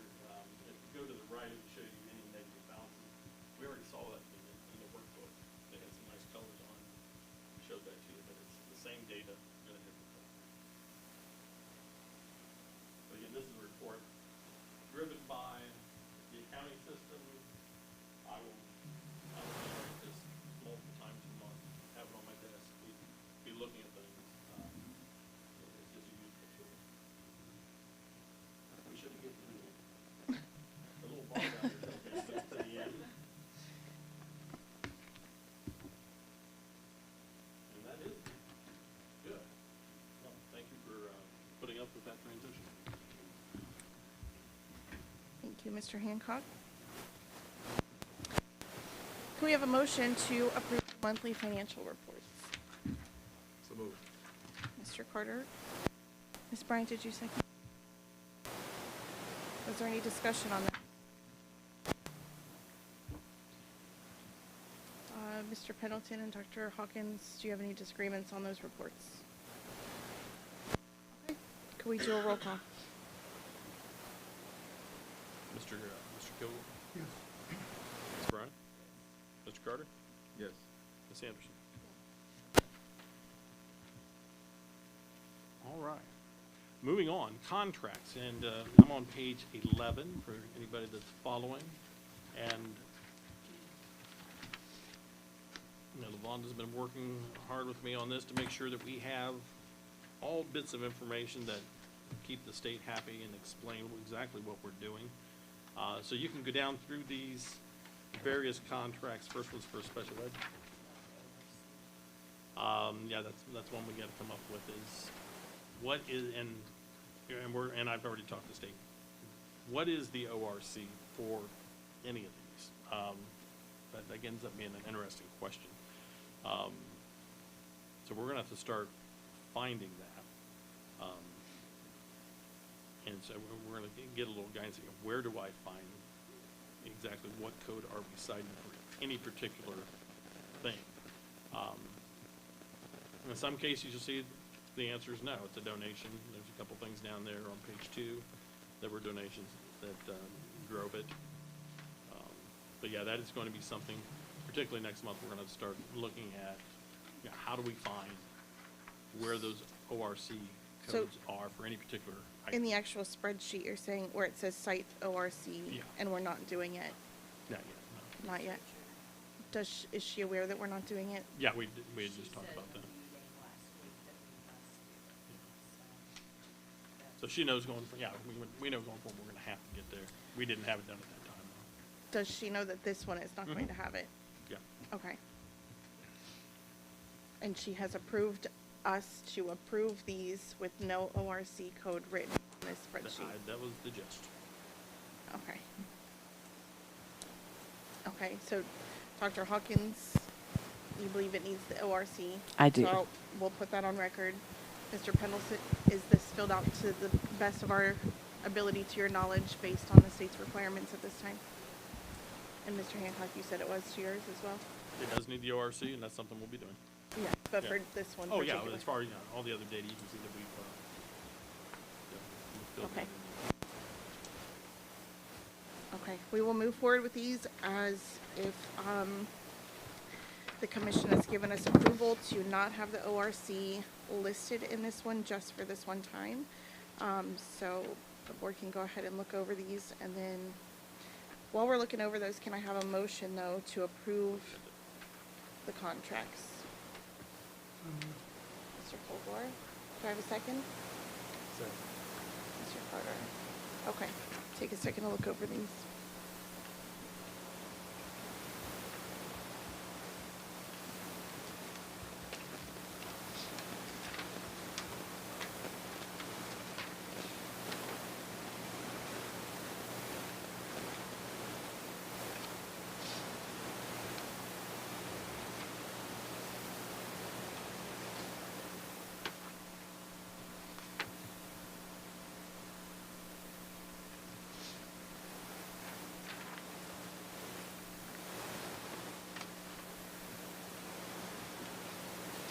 So on this, on the column where it says, is lowest bid chosen if not explained, some of these just simply say explained.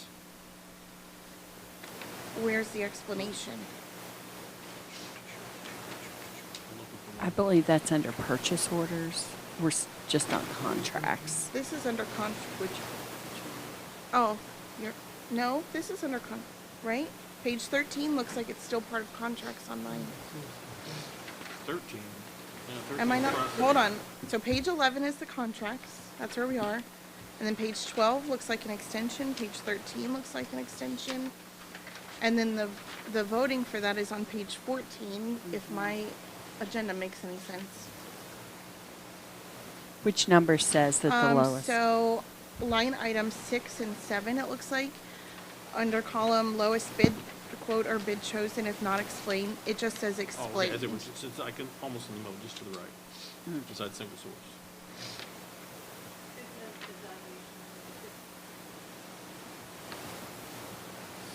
So, oh, okay. So is the description the explanation? It's- So, yeah. Okay, so that is the explanation? Is that something that Ms. Richard will accept as an explanation in the other column there? If it is, it's okay. I just want to be sure before we move forward with it. You would hope so. I mean, you're asking me to, I know. what will any individual think at any moment in time? I And We understand. have sat in those meetings and all been surprised, so I would. I hope- understand that. It seems reasonable to me. One thing that she did mention at our pre-board meeting is that next month we cannot have all of these single source, that she said that that is a rarity and that we should not see that. And so that and the ORC are two things she mentioned that we do need to change.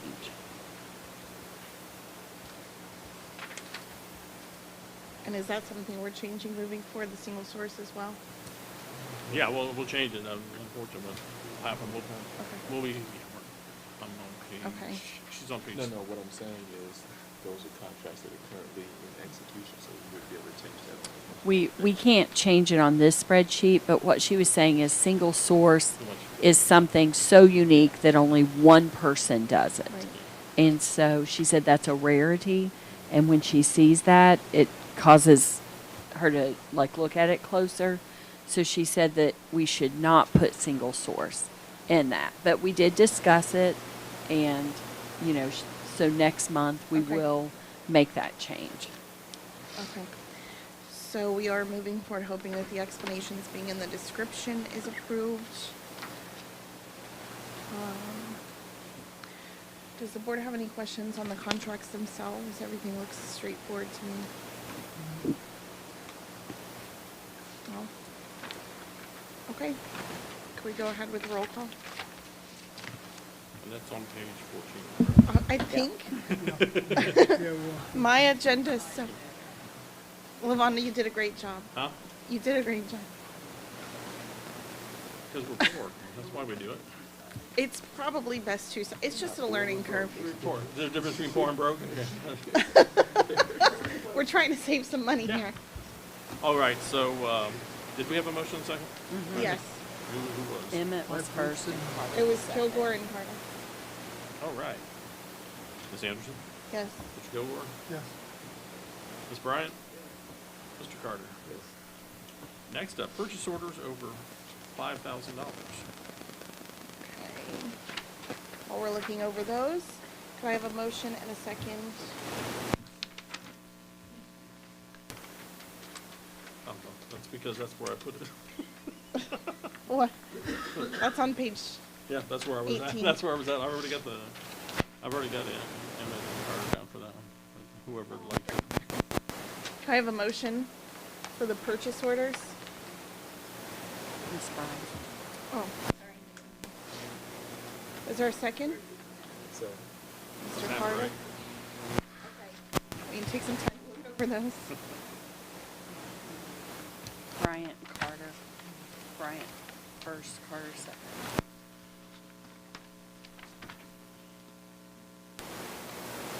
So again, single source will probably be a naughty phrase going forward. And the ORC And we're learning again. more of the naughty phrases as we go. So we're getting pretty good at it. Do you want to talk about E-rate?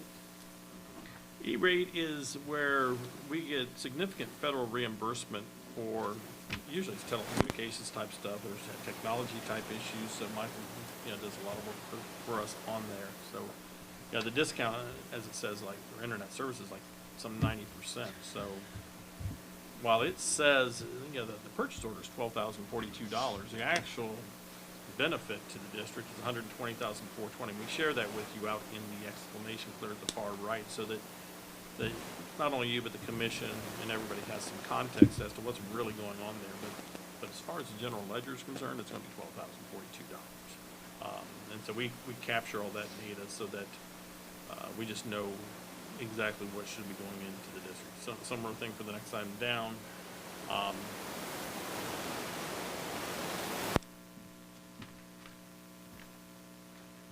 just go to the next page.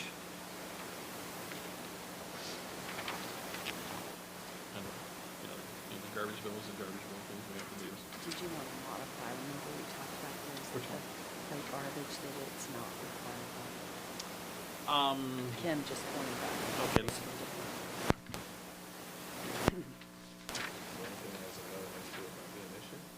no, not necessarily, because I asked that exact question. She 'cause- just pointed out that Yeah. it's technically, it's something you do, but it's not required by law. But And they're not she gonna said, we need to put no, but obviously the commission's gonna be like, you have to have your trash collected. So just putting no, it's not required by law. could line through However, yes we and say no. still need to do it.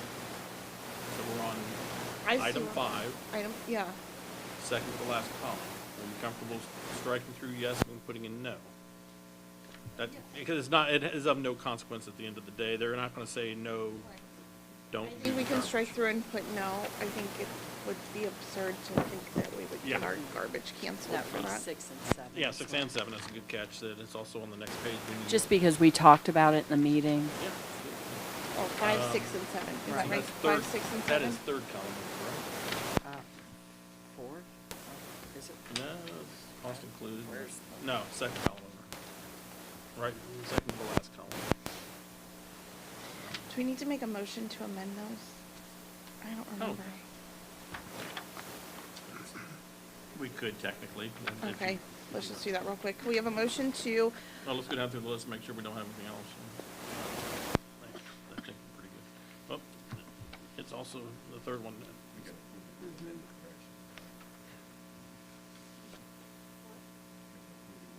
You could do that too. I mean, it's highly technical here.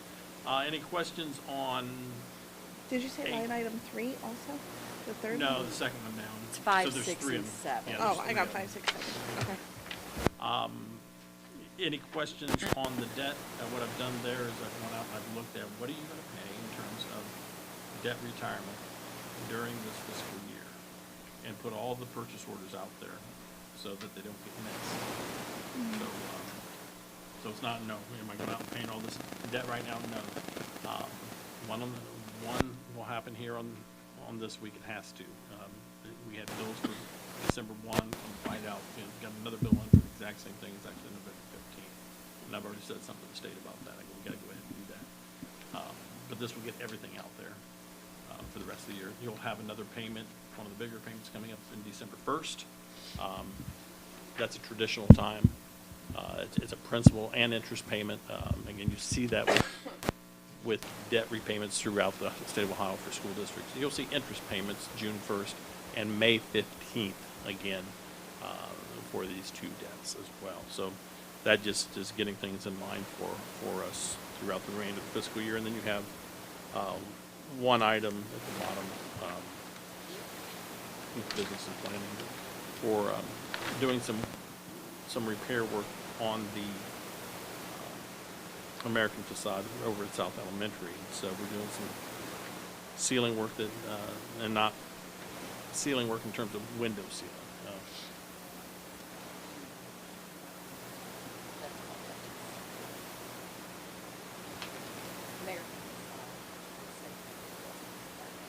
No, it's not required by law. But is it a good thing to do? Certainly, they're not going to say, no, don't take care of the buildings. And here's an example where we're going to pay for it out of the 034 fund. And use the general fund. I'm not sure if we're seeing general fund there, but the 034 is what I'm looking at. In fact, I would say as we're doing that, we'll strike the GF. I'm not even sure why that's there. So the amendments are,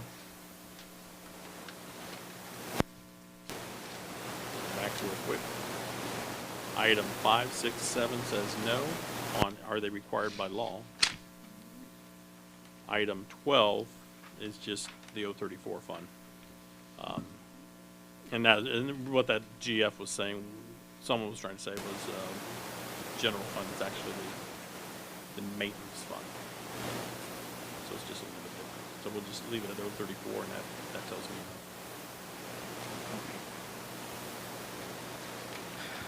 Okay, so let's do a motion to amend line items 5, 6, and 7 of the purchase orders to say not required by law, and item 12 change to the 034 fund. And 13, 13 also when I turn over the page. And 13, oh, That's which is where the vote is, by the way. yeah. I was looking at 13 and said 12. Yeah. So So it's 12 and 13. items 12 and 13. Yeah. So 5, 6, and 7 to not required by law, and items 12 and 13 change to the 034 fund. Could we have a motion to amend those line items? Mr. Kilgore and Ms. Bryant. Okay. Could we do a roll call to amend those line items? Mr. Carter? Ms. Anderson? Yes. Mr. Kilgore? Yes. Ms. Bryant? Okay. And then we already had a motion and a second for the purchase orders themselves. Was there any other discussion on those? Can we do a roll call on the approval of the purchase contracts? Mr. Carter? Ms. Anderson? Yes. Mr. Kilgore? Ms. Bryant?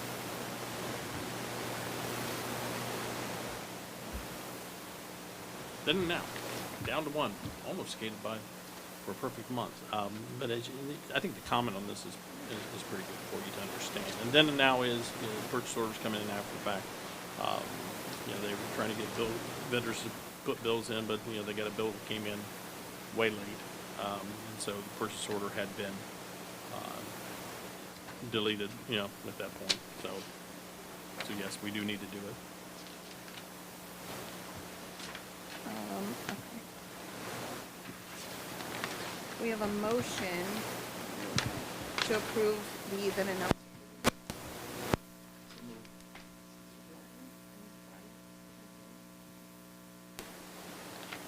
Now, aren't we not supposed to be doing any then and nows at this point per the commission's? Unrealistic. If you can eliminate people from the process, but you're going to have, from time to time, someone's going to miss something.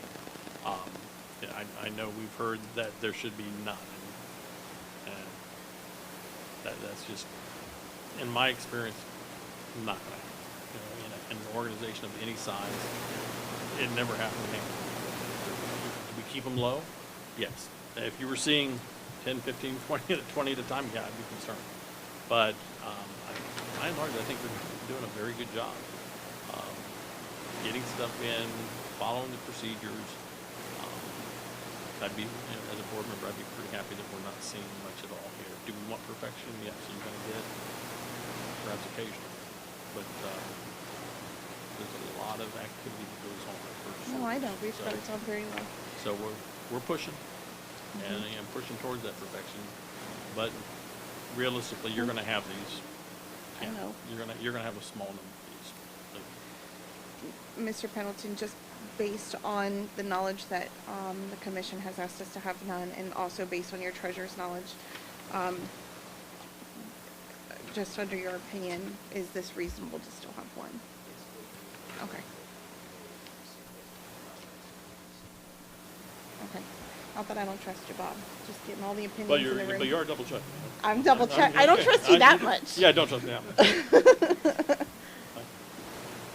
Okay. It's not the same, you don't do a good job, but we're not gonna check it out. You're doing all right job, but Oh no, I'm doing okay. I'm ahead of the curve for now. listen, I'm just checking all my boxes here. That's okay. All right. I can take it. I can dish it. Can we do a roll call, please? Can I have who's in second? I've got Mr. Carter first. Carter Very and good. Bryant. Yeah, that's what I. All right. Ms. Anderson, Yes. Mr. Kilgore, Yes. Ms. Bryant, Mr. Carter. Hey, I'll be done. All right. Thank you, Mr. Hancock. Thank you, Mr. Pendleton. Move on to Dr. Hawkins, report of the treasurer, Superintendent. or superintendent, I'm sorry. It's okay. Our informational items, initially we were going to do our recognitions there, and we changed it because of the length of the meeting. So we're going to go on down to B. We did have a donation, and so I would ask the board to accept the donation. Accelerate Great Schools, Brian Neal, has been working with our district, and he did send us $4,500 to be used for PBIS incentives. That PBIS is our behavioral programs in the building, and so we very much appreciate Brian and his donation so that we can give incentives to our students at no cost to the general fund. Okay. Can we have a motion? So moved. Mr. Mr. Kilgore, did you also second? Yeah, second. Mr. Carter, second. Is there any discussion for this donation? And $10 million. All right. And then is there any issue seen from the treasurer's office by accepting this donation or using it for the PBIS incentives? No, we'll always accept money. I know. We do a roll call. Mr. Kilgore, Yes. Ms. Bryant, Mr. Carter, Yes. Ms. Anderson. Yes. Thank you. Item C is unpaid medical leave for the employees that are listed below. And the dates are listed as well.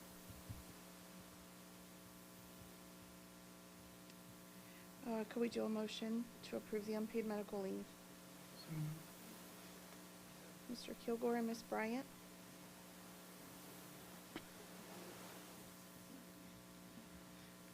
Is there any discussion on this? Okay, we do a roll call? Mr. Kilgore, Yes. Ms. Bryant, Mr. Carter, Ms. Anderson. Yes. Item D is to approve the resignations that are listed in the report below.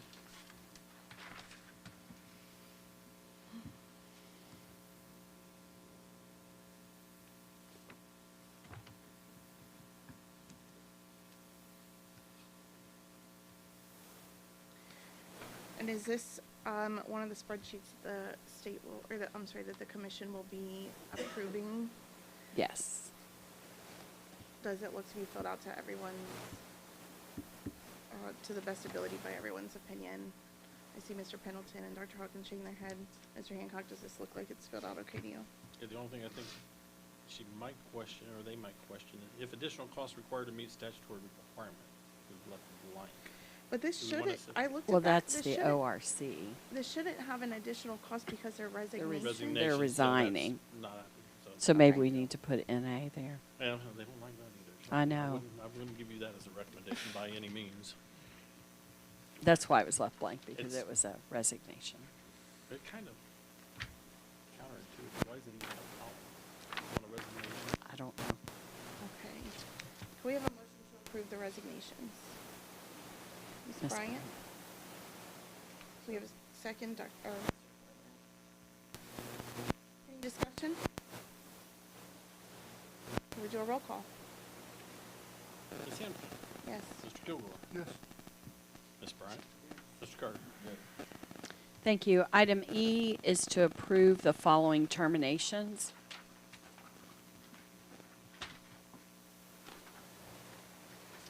Okay, while we're looking at those, can I get a motion to approve this? Mr. Carter? Do we have a second? Second. Mr. Kilgore? Is there any discussion on these terminations? Does the spreadsheet look, gets everyone's approval? Okay. We do a roll call. Mr. Carter? Ms. Anderson? Yes. Mr. Kilgore? Yes. Ms. Bryant? Thank you. Item F is to approve the 21st Century Grant After School Program. And this will be funded by grant money, and it lists one position that will be added to that program. Okay, can we have a motion to approve the 21st Century Grant After School Program? Ms. Bryant, Mr. Carter was second. So this, This is someone who will be working in that program. and you said, okay, that's grant funded. Yes.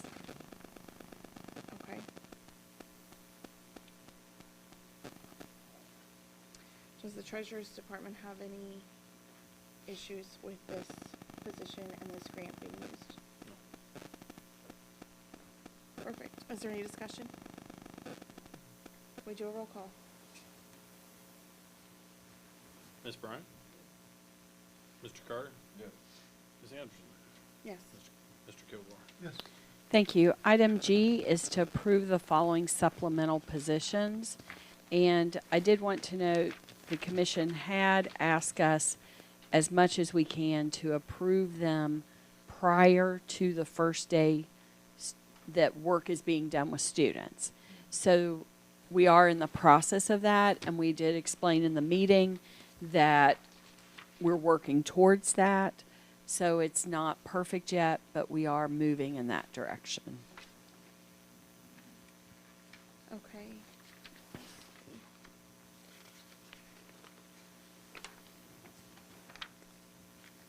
We have a motion to approve the supplemental positions. Mr. Kilgore, do we have a second? Ms. Bryant?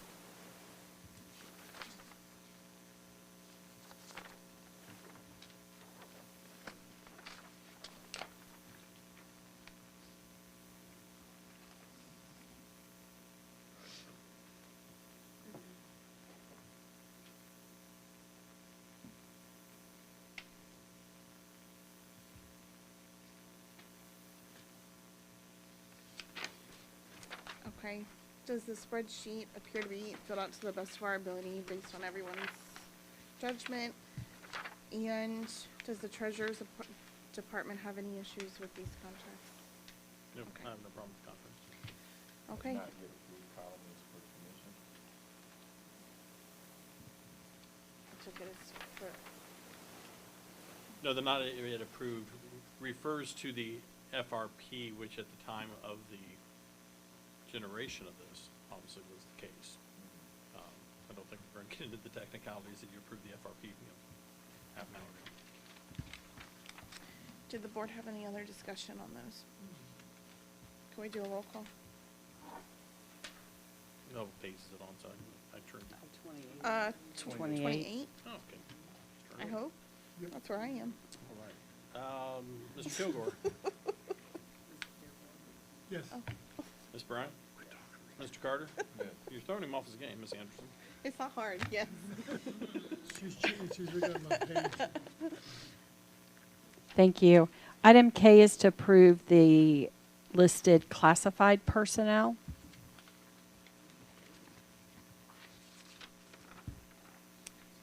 Okay, while we're looking over those, can we have a motion to approve the listed classified personnel? So moved. Mr. Carter, do we have a second? Did you second, Ms. Bryant? Oh, I thought you did. All right, we've got Ms. Sounded like a second to me. Okay.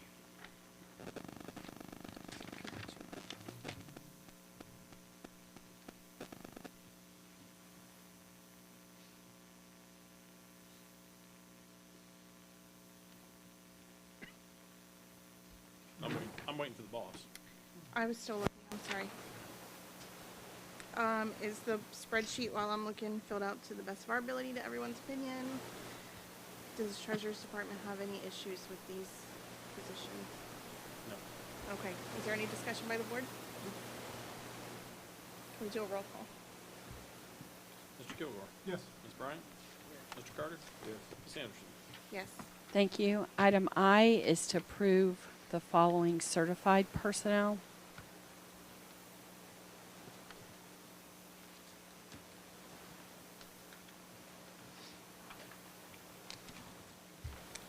Okay, we have a motion to approve the certified personnel. There's just one. It's a building sub. It's just the one on page 31. Page 31. How'd you get back to the front end?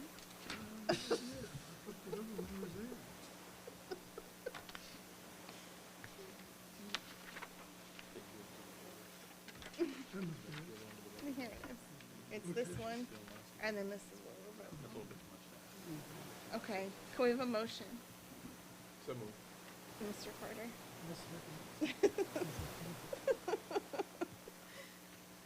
Ms. Anderson? Was there any discussion by the board? Any other discussion? No. Okay, yes. Mr. Kilgore? Yes. Ms. Bryant? Mr. Carter? Yes. Thank you. Item J is, there could be a little problem. This is, so this is what we had discussed last time, where you had It is the following- step, It is but following it page. should, but it shouldn't be under. But me. she talked about having its own little separate thing on the next page. Flip the page. Okay. Okay, so, right, oh, I know where it was. That wasn't my issue. My issue is she had said that an MOU is always a contract. And so, last time we had the discussion about the rolling over of steps, and it was with something else. We were told to separate it out. Part of this, it was like, do we even need to put it on here because it's already done? It's been happening. And Bob, do you want to share what Yeah, because you said? Yeah, I had a discussion with Commission Chair, and my understanding was go ahead and don't put it in with all the contracts. Put it basically another little contract spreadsheet out there right behind the item. So that's what we did. So we did what we believed they asked us to do. But contracts are not usually under the superintendent's report. Well, we could have thrown it up. Yeah, fine. I don't know if that will I cause don't know if a that caused them or not. problem. It was one of the last things we did. I know that. Can we, could we, it may not cause a problem. The MOU, because MOUs aren't. MOUs are usually, but Yeah. it is a contract that is financial and above $5,000. So this spreadsheet is typically not in the superintendent's So report. we can throw it to.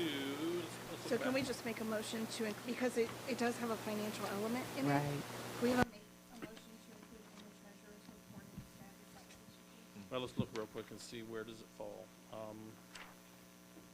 Yeah, because I would never agree to put that kind of thing in a treasurer's. You wouldn't What do you want? put, What do you want to? you wouldn't put the rollover in the treasurer's side? No, this one. Yeah, usually this is. Well, that's if it was a negotiated agreement. So, I mean, it can be here. My only question was because it is called a contract, and that's why they did not approve this last time. Do you remember discussions about the MOU? The last board year? approved it, but when it got to the commission, it was denied because they said it was a contract. She also said, why is it even being included? Because it's already being done. Bob had mentioned that on legal advice, it needed to be included. So, if you're more comfortable with it being under item G as a separate standalone item right behind what we've already done, so we'll put it right in front of H, is where we will move that to. And you do still feel like it needs to be included? Because she said since we're already doing it, Well, why are we even voting on it? Because it's then, done. Then you're not going to sign an MOU, right? Well, that's what she Yeah, then you could. raised. And so, and when we did the workbook earlier, it had a contract, the monitoring workbook. We kind of glossed over it because I said, well, the contracts are kind of static. There's a portion in there talking about the status of the contracts, and we got the question in the last week. Why isn't the classified contract approved? And my response back to him was because you rejected. It It's was just simple. I just wanted us to look at this Yeah. issue. If you wanted here, that's Are you fine. calling? We, last month you approved the MOU, but it had, yeah, but it also, It probably was here, wasn't it? It had just been an MOU. We wouldn't it put was in a under my treasurer. report, So, but she said it was a contract, the jeans should be separate. I think you're gonna be okay because it's a hybrid. I mean, it's certainly an MOU, it's under the Okay. superintendent's section, but we're trying to pacify them and meet the requirements they're of trying to putting it figure out in if a we have to still vote on spreadsheet. It's not been approved, but they've been earning the money. So since the first payroll, they've been getting the money, but it was never approved. Yeah, Well, last meeting it was approved by the board, but they had been starting getting money a couple months earlier. So that's why the commission said, you've already been paying them. So why are you now putting it forth for approval? So I just wanted to note that because it did come up. So you believe it should be in here, yes. Okay. but it is financial. So I It- believe it should be part of the treasurer's report. And Norma, the treasurer, would not approve an MOU. And so, again, that's why I say it's a hybrid.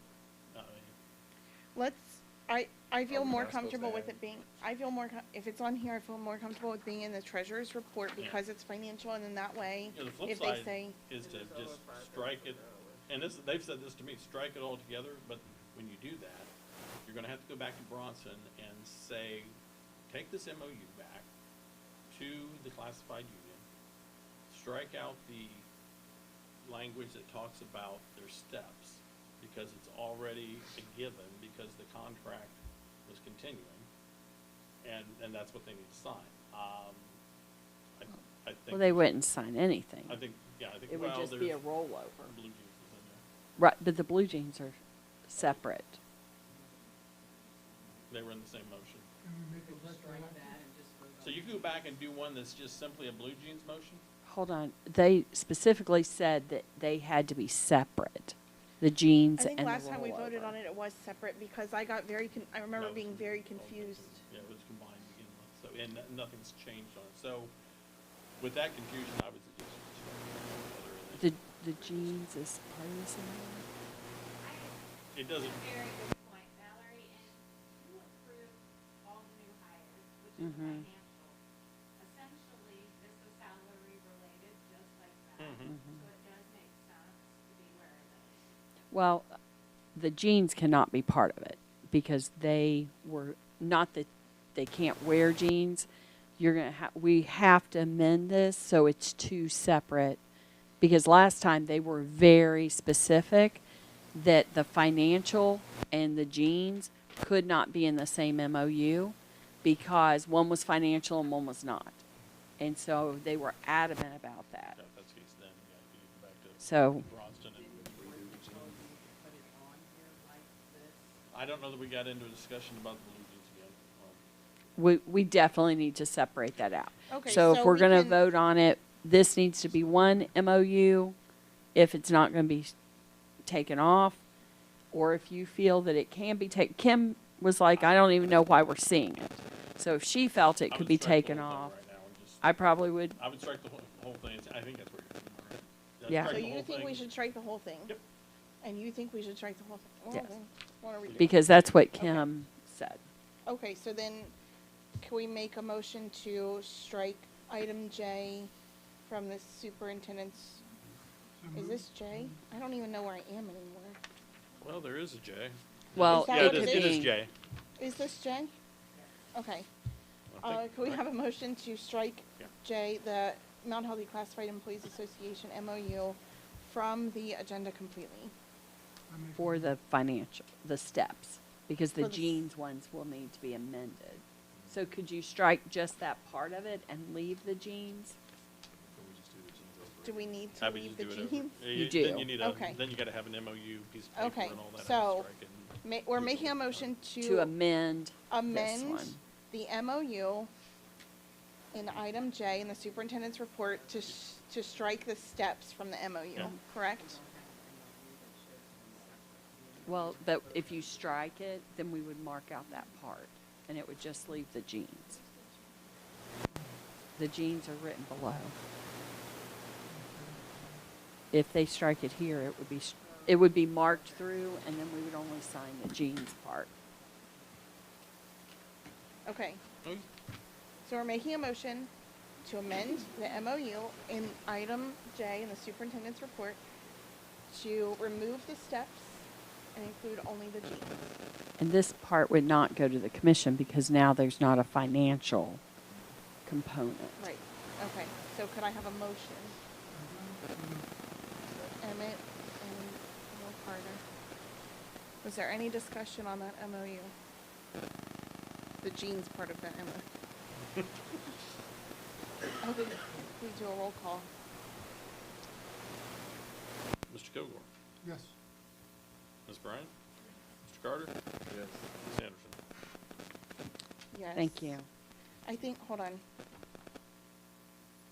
That was still, we didn't do a motion, that was the motion to amend it. That's the motion to amend, now motion And to then approve. now we have to do a motion to approve the MOU as is now with just the jeans. Right. Can we have a motion? So moved. Kilgore and Carter, okay. Any discussion on the MOU now itself? Okay. Second. It was your fault. Did you just motion second? Is that Emmett? Mr. Yes. Mr. Kilgore? Emmett did a motion, Mr. Carter second. We have a That's couple what I meant. seconds. Can we Ms. do a roll? Ms. Bryant? Mr. Carter? Ms. Anderson? The hour's getting late. And that's the end. Do you want to keep on going or did you need a break? Oh, I'm fine. Oh. No, Break? the break I want's the one I get in my car. He just made a comment. That's the end of my report. Thank Okay. you. Thank you, Dr. Hawkins. Where am I now? Okay. We've moved on to item number 7, open discussion by the Board of Education. So we just have a couple of things here to talk about. The first is just an extension of last night's discussion in the meeting. There is again, I'm very big right now on everybody being on the same page and everybody having the same information and data, but before I move forward with anything, so we had a big discussion yesterday about the chart. Mr. Hancock, do you know the name of the chart, or Dr. Hawkins? Chart 1 and Chart 2. That's very hard to remember. It was based on some CK reports, if I'm not mistaken, and we're coming up with different numbers. I did ask you guys when we couldn't figure out in the meeting to meet today and come to an agreement on the numbers in those charts, and for everybody to be on the same page before we move forward with anything else, because those numbers, I think, were related to the number of staff that we had. So did we come to a conclusion on those on that chart? We met today, went over the, was it CK report?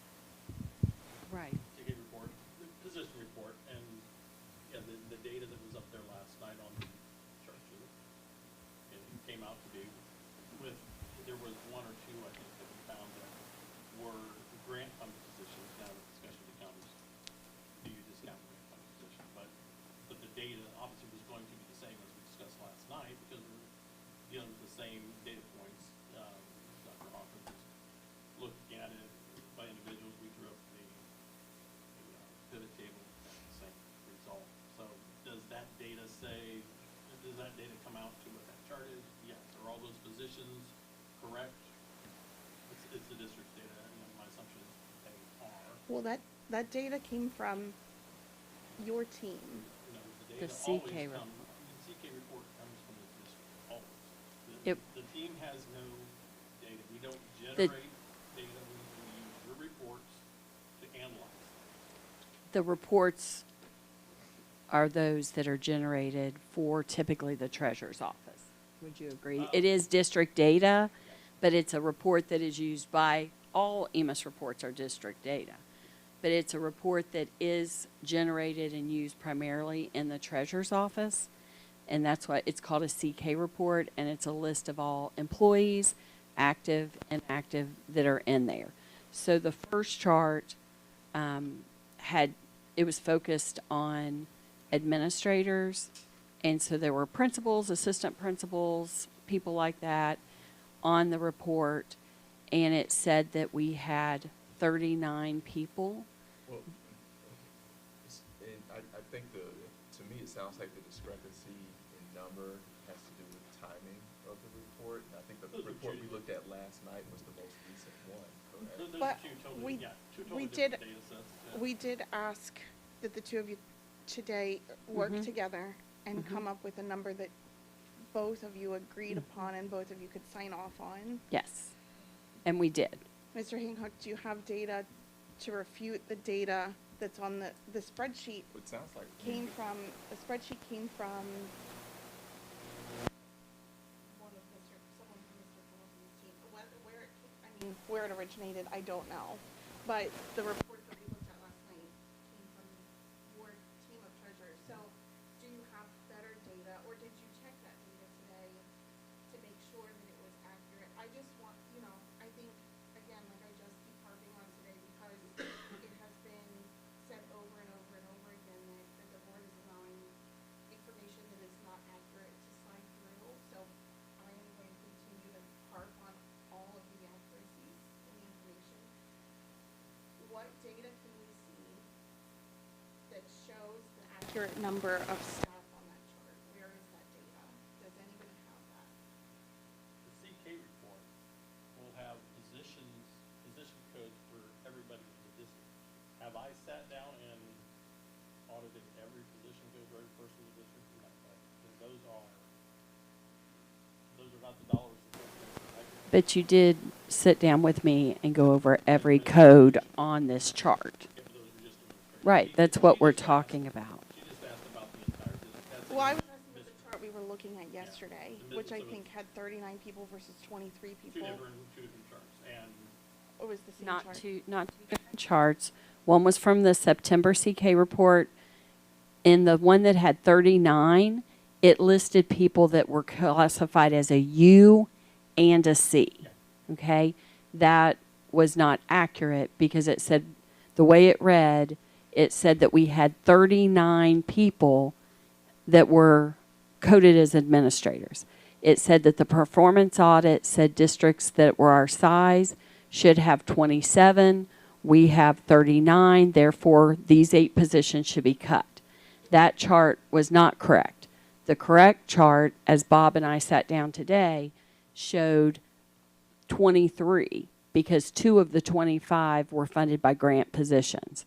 So that is the accurate number for the district. That report yesterday and looked at the chart. I made sure that that chart did align with that report, but as you said last night, it was the report that you were not sure, the report itself that you were not sure if it was the most up to date. we did not get another report back today. And I don't know that we're over concerned about it. We have an October 30th. October 30th. We did ask for another report from EMS today. Did not get it. The last So EMIS is the one that needs to pull those reports? And The EMIS report is accurate. You said today that you felt that was accurate for the I'm just district. saying we asked for a report today. I can see it. You asked for an EMIS report today and didn't get it. At least Ask we- for another CK report to That's see if not- there's certainly any at the time we were change. working on it, 'cause we asked about it at the time. Didn't get it. That was more doing more Mr. Pendleton, I wonder if you can help us shed some light, because I'm not sure how to go about getting the answers I'm looking for. There is a report that we saw last night, that I believe was sent by Miss. who The sent it? CK, Sudhoff, Sudhoff sent it. that was the October CK report. So that's what we were basing, because we believe that your team is compiling those reports accurately. That's what we're basing the updated chart on. And the chart, I don't know if you are familiar with the chart that I'm talking about, previously had 39 different positions listed in different administrative roles. So that chart, we looked at and compared to the most recent report that we had from Ms. Sudhoff, based on what she had listed as the most recent employees that were still active.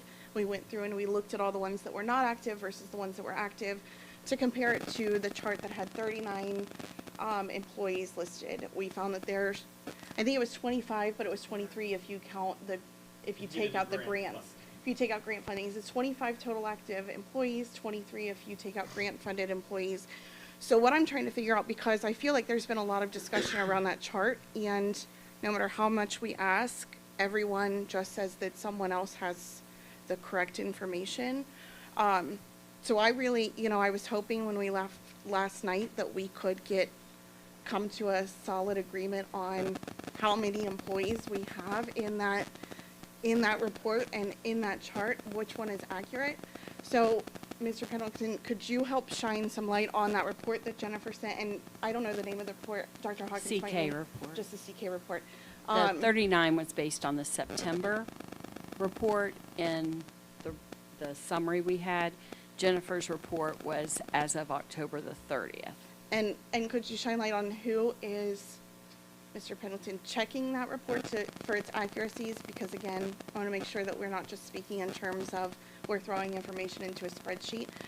So could you shine some light on that report for us? Who's checking it for accuracies, and what we're supposed to do when we cannot come to an agreement and the commission is expecting us to move forward with accurate numbers? Could you help us kind of figure that out and talk about that chart and that CK report? And if possible, could we even pull those up so that we can, and I think we had you pull them up last night, Dr. Hawkins, maybe you could do it again. Could we pull those up so that we can come to an agreement on it tonight? Because I think that this is a chart that I've seen multiple times in meetings with the commission and meetings, not private meetings, but the agenda meetings with the state. And I just, I feel like we have to get on the same page about all of these numbers at some point. This would be my suggestion. My suggestion would be to talk to Bob as they roll in today, talk about the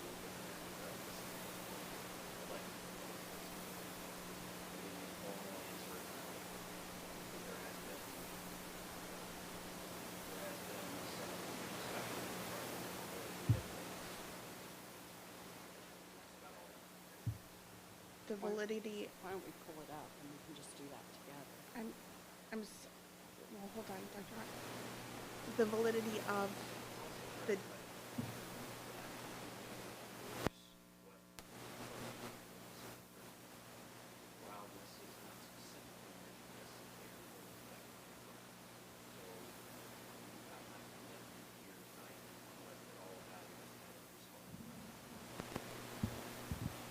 you're going to evaluate the report or the chart?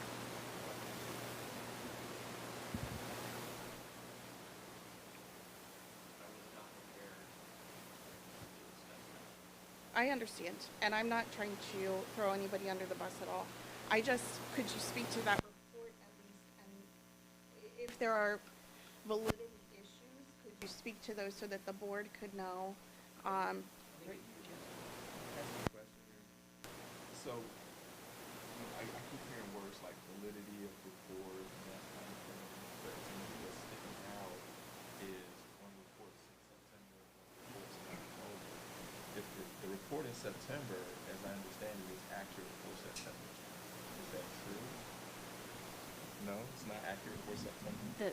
In my opinion, where I saw the discrepancy, there was a chart that was presented, and we can pull that up and go through everything. When we go to that, It included active and inactive people. I get that piece. Right. But The charts are the that's in same. report, Right. That's in September. Technically, the September report and the October report for the administrators, Should be it's the same. It's the same. You can pull them up and you can look at them. All the people are the same. It's just some of them have a U next to them and some of them have a C. The C means that they are actively employed. The U means they are not. So we can pull up the September and the October report right now and look that on the 39, it included people active and inactive. So it said we had 39 administrators actively working in the district. That is false.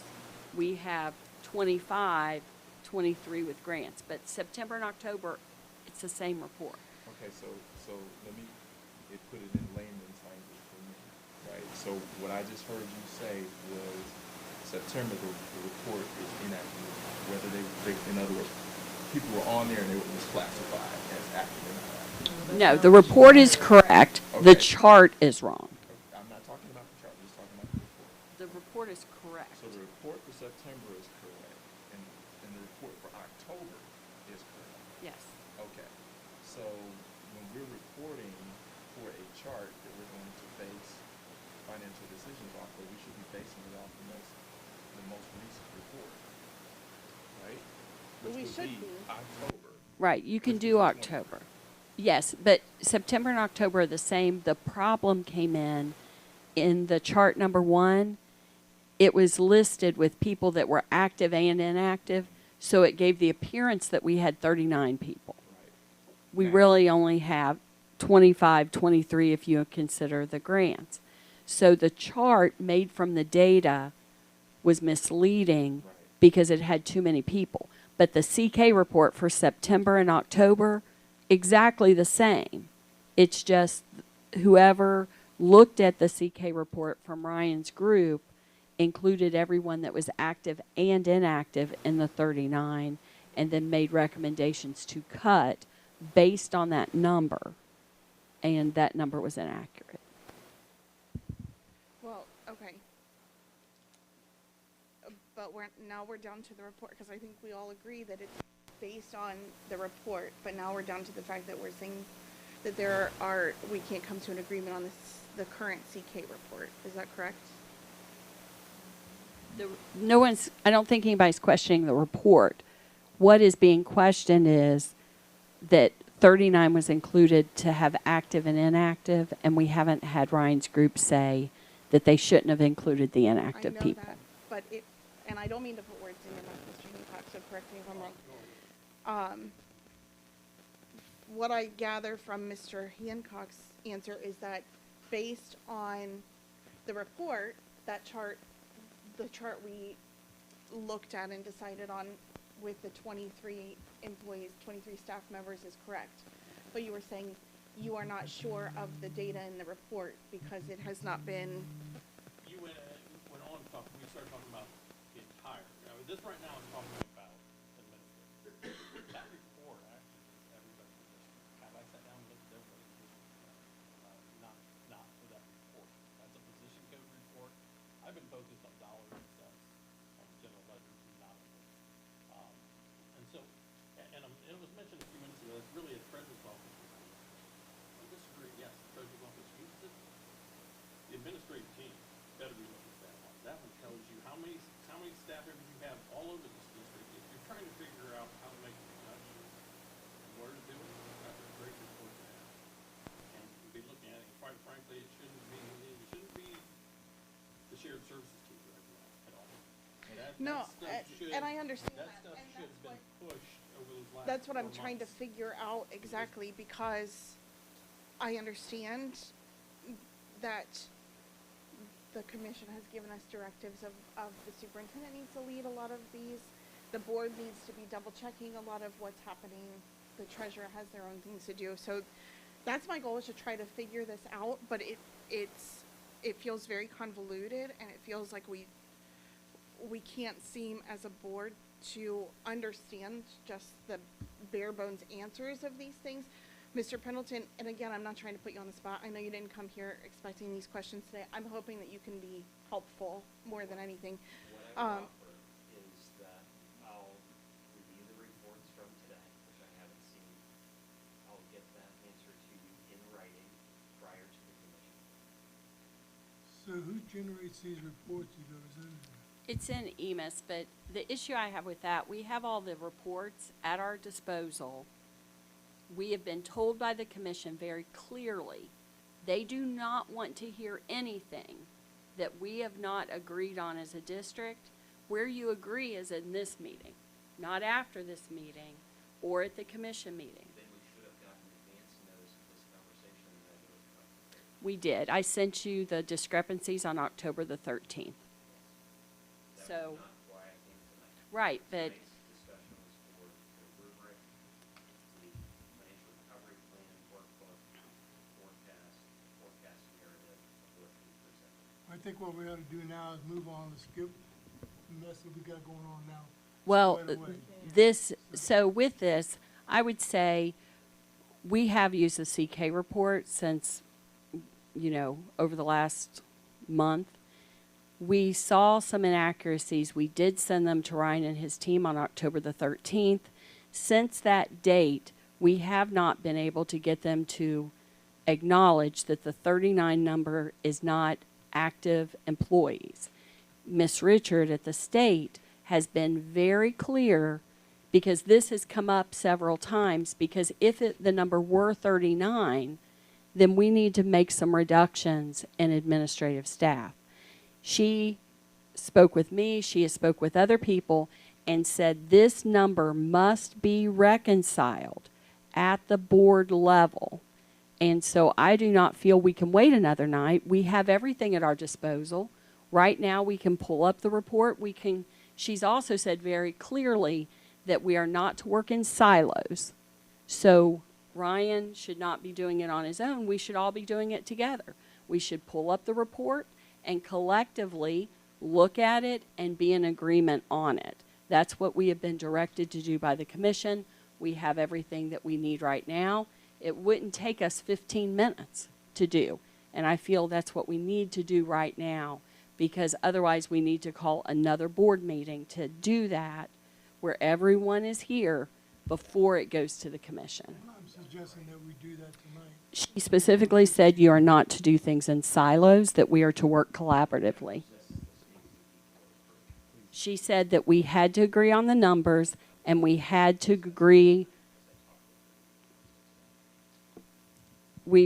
This is a problem for me, because she very clearly said we together need to look at a report and say 114 has 4 C's. There should not be an obstacle to do that. And the fact that there is an obstacle and we cannot continue is a problem. I'm suggesting, as a board, we go ahead and move forward to look at this data now while we're all here. Well, I mean, it does not seem like we're going to come to a conclusion. What? It doesn't sound like it matters what the data is. That's a challenge for me, because one of the reasons we're sitting in this room right now is because this body has been given inaccurate data again and again.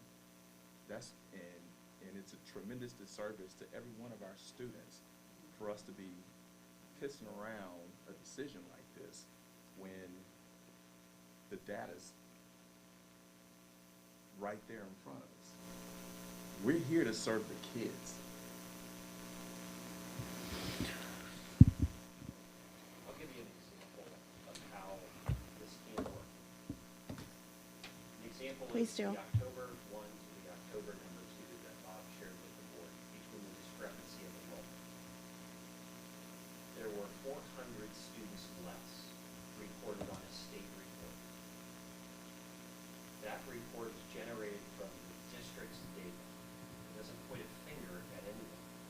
It's generated from the district's data.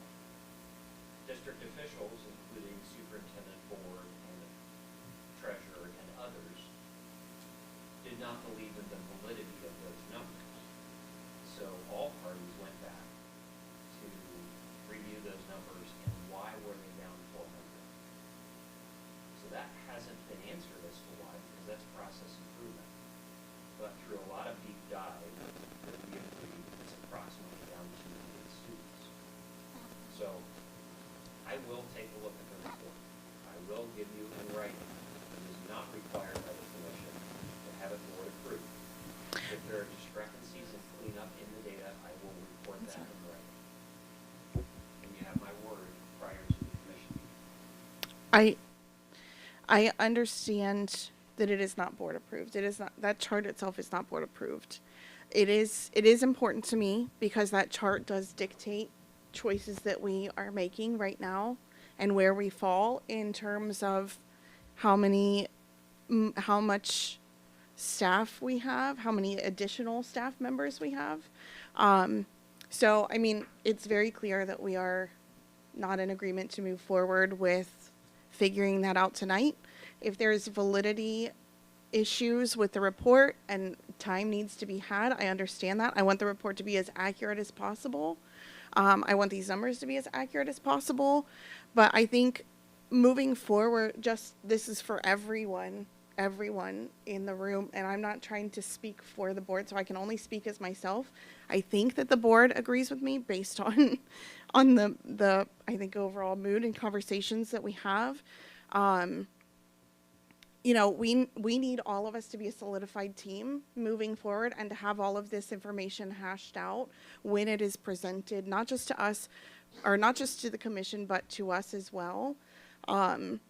It has been very, very frustrating to sit here and to approve things and then be told later that those things are not accurate, or have the commission, you know, find faults in our work that we feel like we have all been working very hard. I know Ryan's team has, Bob, you have, sorry, Mr. Hancock, Mr. Pendleton, Dr. Hawkins. I know everybody has. This is not, you know, pity party for the board. I think the expectations here have not been clear enough that I personally, and I hope the board agrees with me, I do not want to see any additional charts or data or reports that have not been completely signed off on by all parties, and have not been discussed by all parties before they're presented to us or the commission.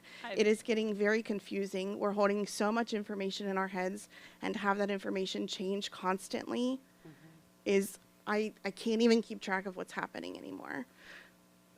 So that's my request to everyone at this table that has the ability to be inside of this data, to please flush it out before we receive it. We will, I can't speak for them again, but I am happy to have additional meetings, phone calls, whatever is necessary to help do so if need be. But we have got to figure this out. We have absolutely got to figure this out. So, you know, moving forward, validities of reports should not be in question by the time they're reaching us, or charts, or whatever it is. Especially where employees are concerned. Especially where employees are concerned. We, you know, I could see if we were a huge district and we had, you know, 1,000 teachers, and we're talking 4 and 5 people here. Right. This information was actually sent to Ryan last week, and he did respond that he would respond tonight.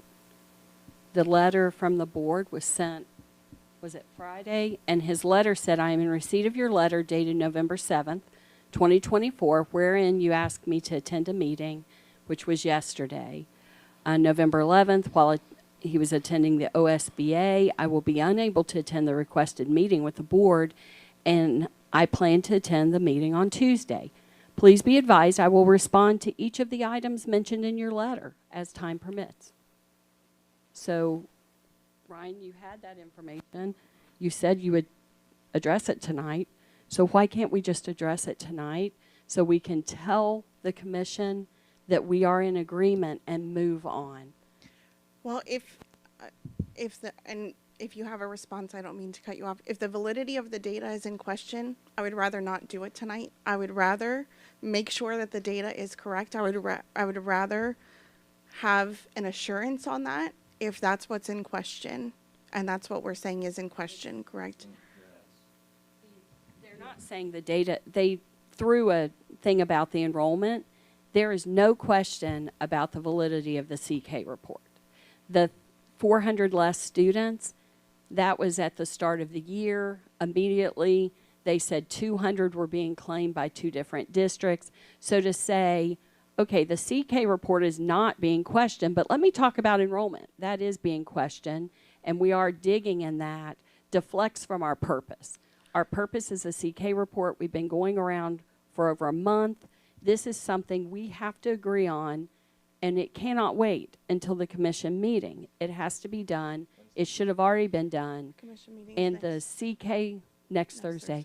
The CK report data is not being questioned for the validity at all.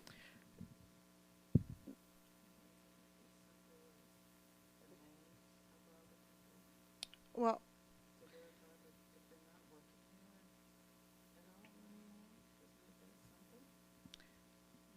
I'm not sure. I mean, it's clear if there's a question of validity, which it's clear there is, you know, we're not going to move forward with that. And I don't know, I understand that there's disagreement on if there is questions of validity, but I would rather everybody work together and have one. If they had a question of validity of the CK report. Bob, do you feel the CK report is accurate? We've had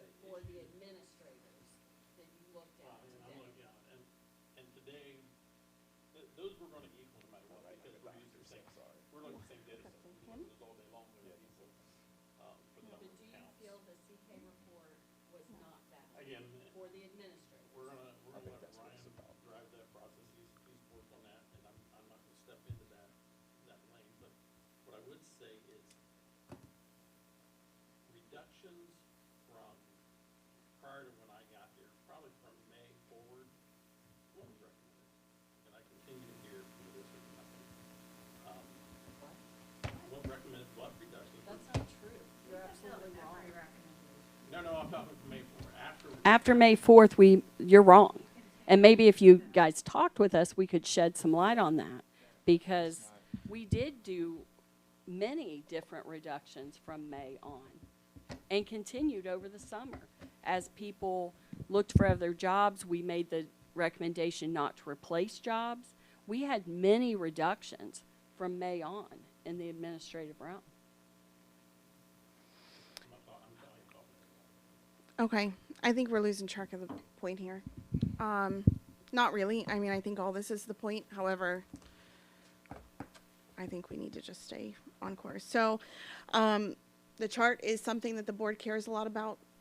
Chart 1 and chart 2, whatever they're called, the CK report is something that the board cares a lot about, because we are basing staffing and the recommendations of cuts on that report, on that chart. I'm sorry. So that is something, even if that specific thing is not voted on, again, that is something the board would like to see in agreement by our superintendent and our treasurer's team as soon as possible.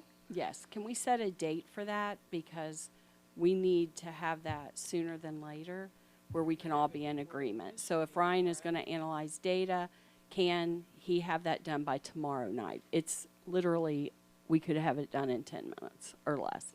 So can he give the written report to the board no later by a certain time tomorrow, so that we can look at it, and if there's a reason why we need to get together because there's a question, it gives us time to do that before the commission meeting.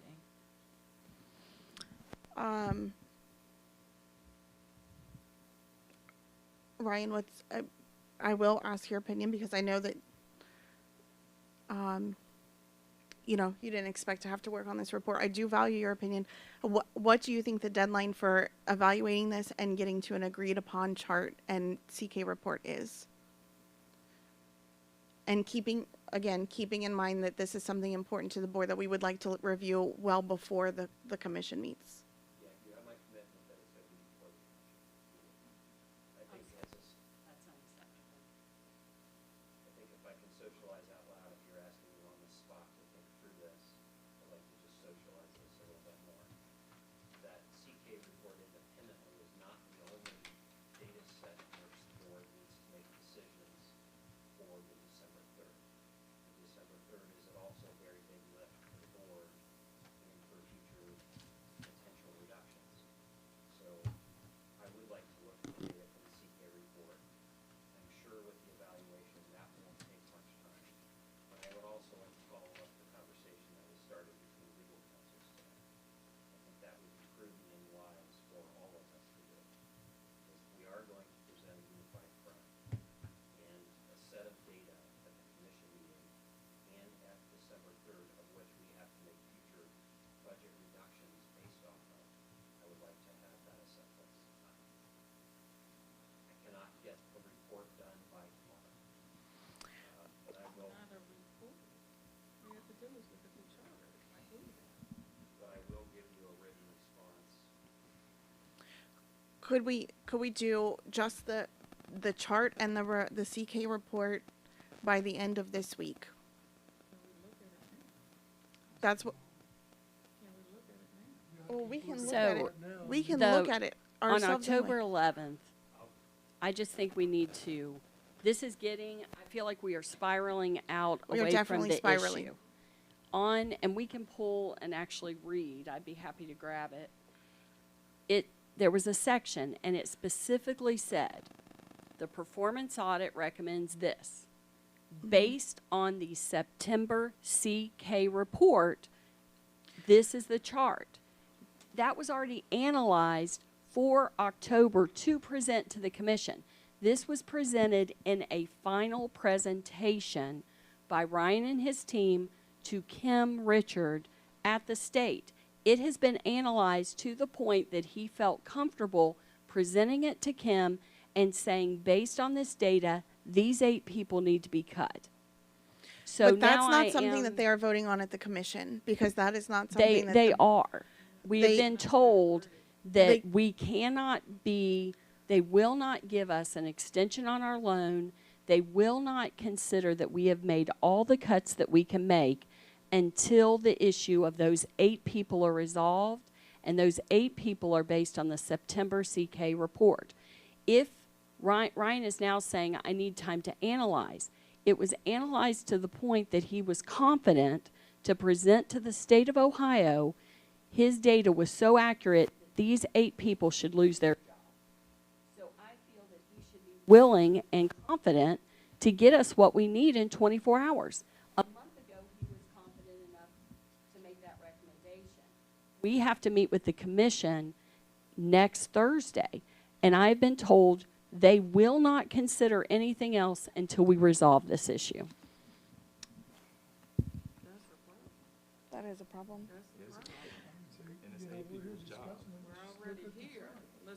Okay, okay, okay, okay.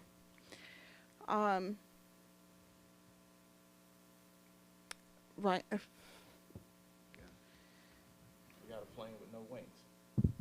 I make a motion that we bring up the chart and Well, it's not going to get done right now because Mr. Pendleton wants to look at the validity of the report, and I want to give him that allowance. I do not want anyone basing anything off reports if they are not confident in the reports.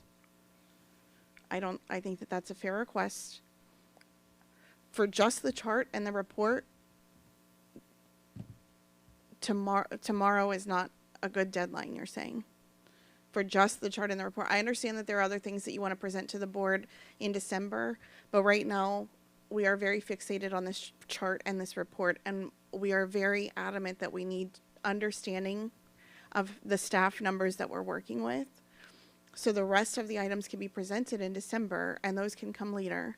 But for just the chart and just the report, is tomorrow reasonable, or would you need until Thursday?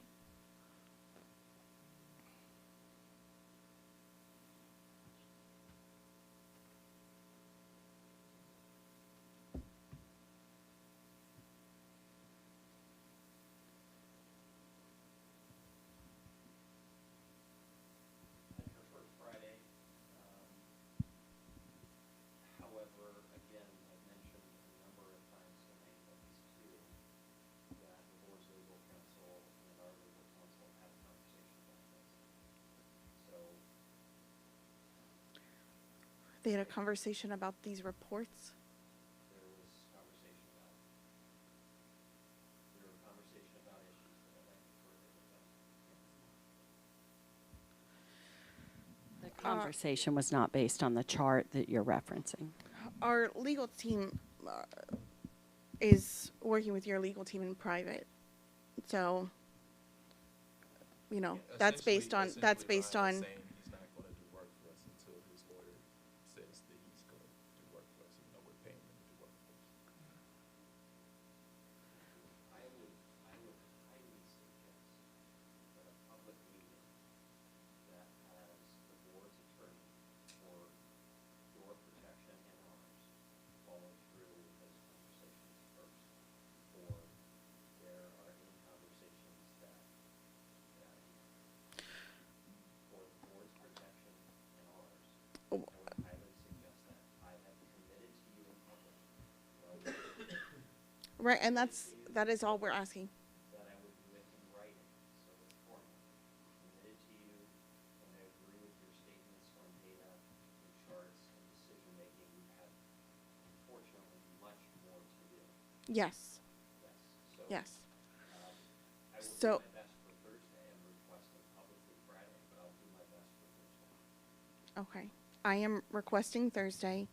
I know that our legal teams are talking to each other and working things out, and that's all very, I think, unless something else has come up that I don't know about, that's all It very has. aside. They cannot meet until next Thursday, which is the commission meeting date.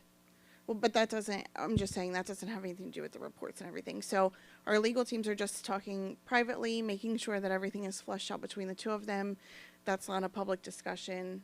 That's just legalese. It's Um, clarification, yes. but, you know, so as far as the reports go, I don't feel that that should hinder any reporting that we're able to do or to get. The legal team can work out whatever the legal team needs to work out privately. So we are requesting Thursday for that. The next and last thing on our open discussion that I wanted to talk about is just the contracts for Mr. Pendleton and Mr. Hancock. Last time we looked at these, the board just had some changes that they requested. Mr. Pendleton did make those changes. Everybody should have a copy of these. One is for North Coast Shared Service Alliance, the general proposed scope of work. And then the other one is for Mr. Hancock specifically, I think under that umbrella, if I'm understanding it correctly. So it does reflect, I think it was item 9 was one of the big ones that we really wanted to acknowledge and have updated.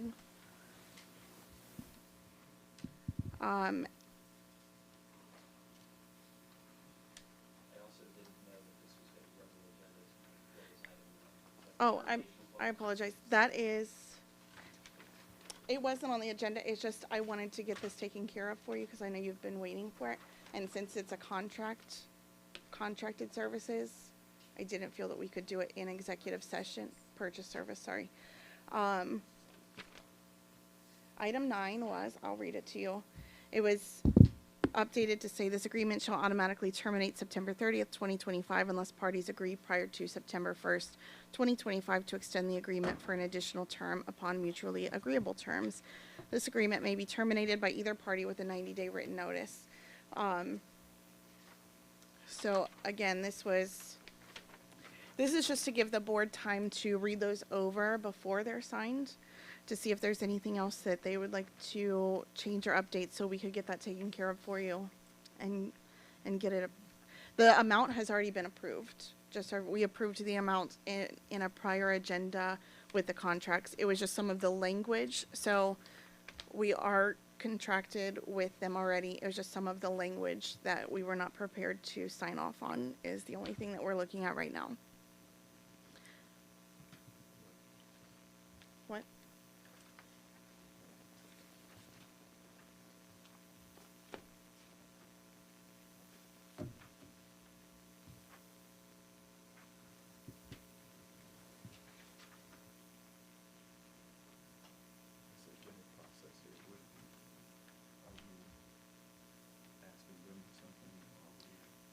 No, these were the contracts that we approved the amount a couple of months ago, I think. I don't remember exactly what month, when they submitted the contracts. Well, I did that. I know, I'm just trying to explain what's happening.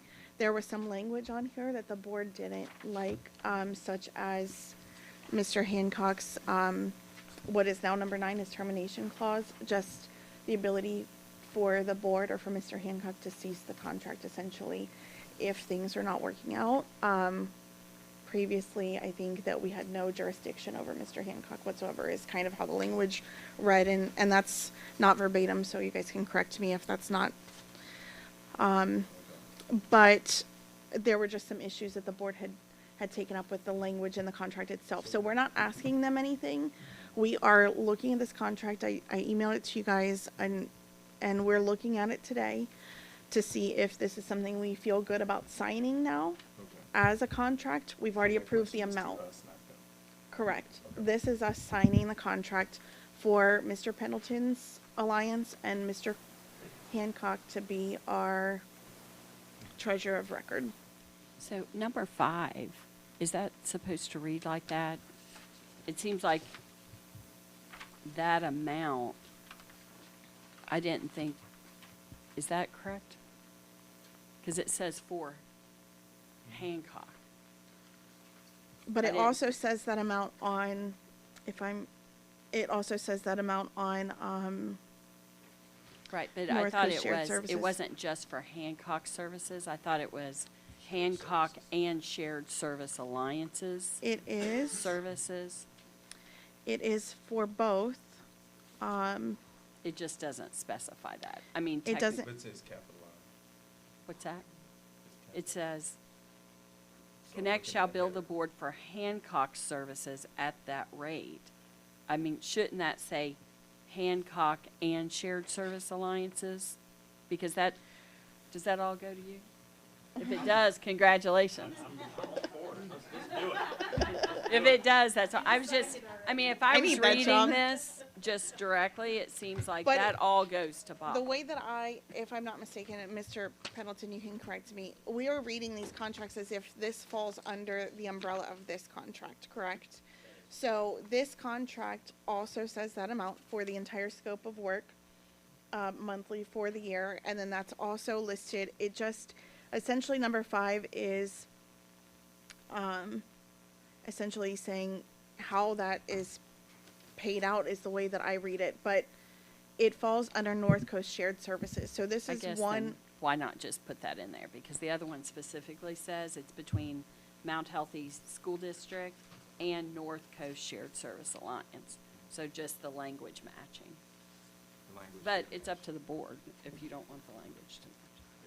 Because you don't have it capitalized and you don't have, Capitalized. so when you write a contract, you put I know how to both write a parties contract. together and then you capitalize to signify that that meaning further that in the document is what was stated up above, and that's not done up above. That's what I was looking for, so it should be in there.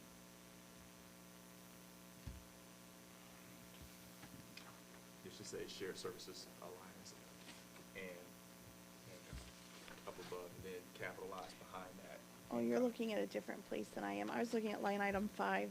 Well, I'm looking in the header where you have the capitalization, and it's not there.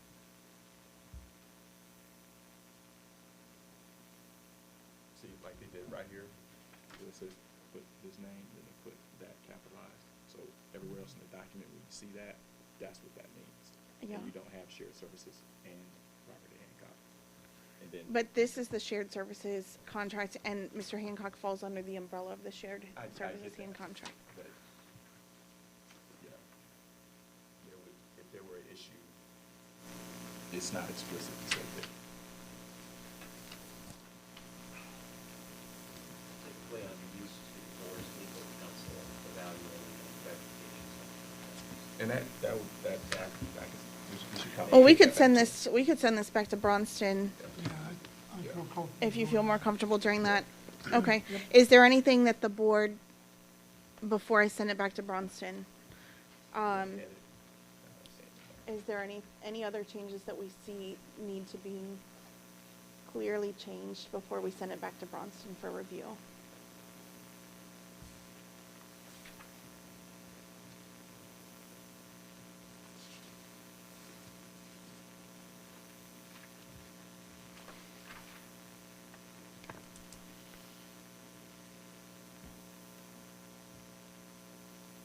I guess when he reads it, he can make his own suggestions. Okay. The whereas is Yep. and whereas is. Yep. Okay, and you guys do all have this in your email too, so if you find anything, I can also send those updates to Braunston as he's reading it over. So I'll go ahead and send that first thing in the morning, Mr. Pendleton, so that he can get on that and we can get this taken care of for you. I just wanted the board to have another chance to read it after you had made those changes. I've lost my agenda at this point, I don't even know. Okay. Whew. Date of the next meeting. Is that, does anybody else have any open discussion? Anybody else want to start anything? We'll have a fist fight or anything? Some more cookies. All right. There's a few still on. The date of the next board meeting is, that's today. December 9th, it's on down. Oh, says- there it is. I'm so bad at reading these new agendas. Somebody needs to fire me. We're meeting again today. We're starting it all over. Okay. All right. We're gonna go ahead. All in favor of adjourning the meeting? We're gonna go ahead and adjourn at 10:14 p.m. We'll see you guys in December.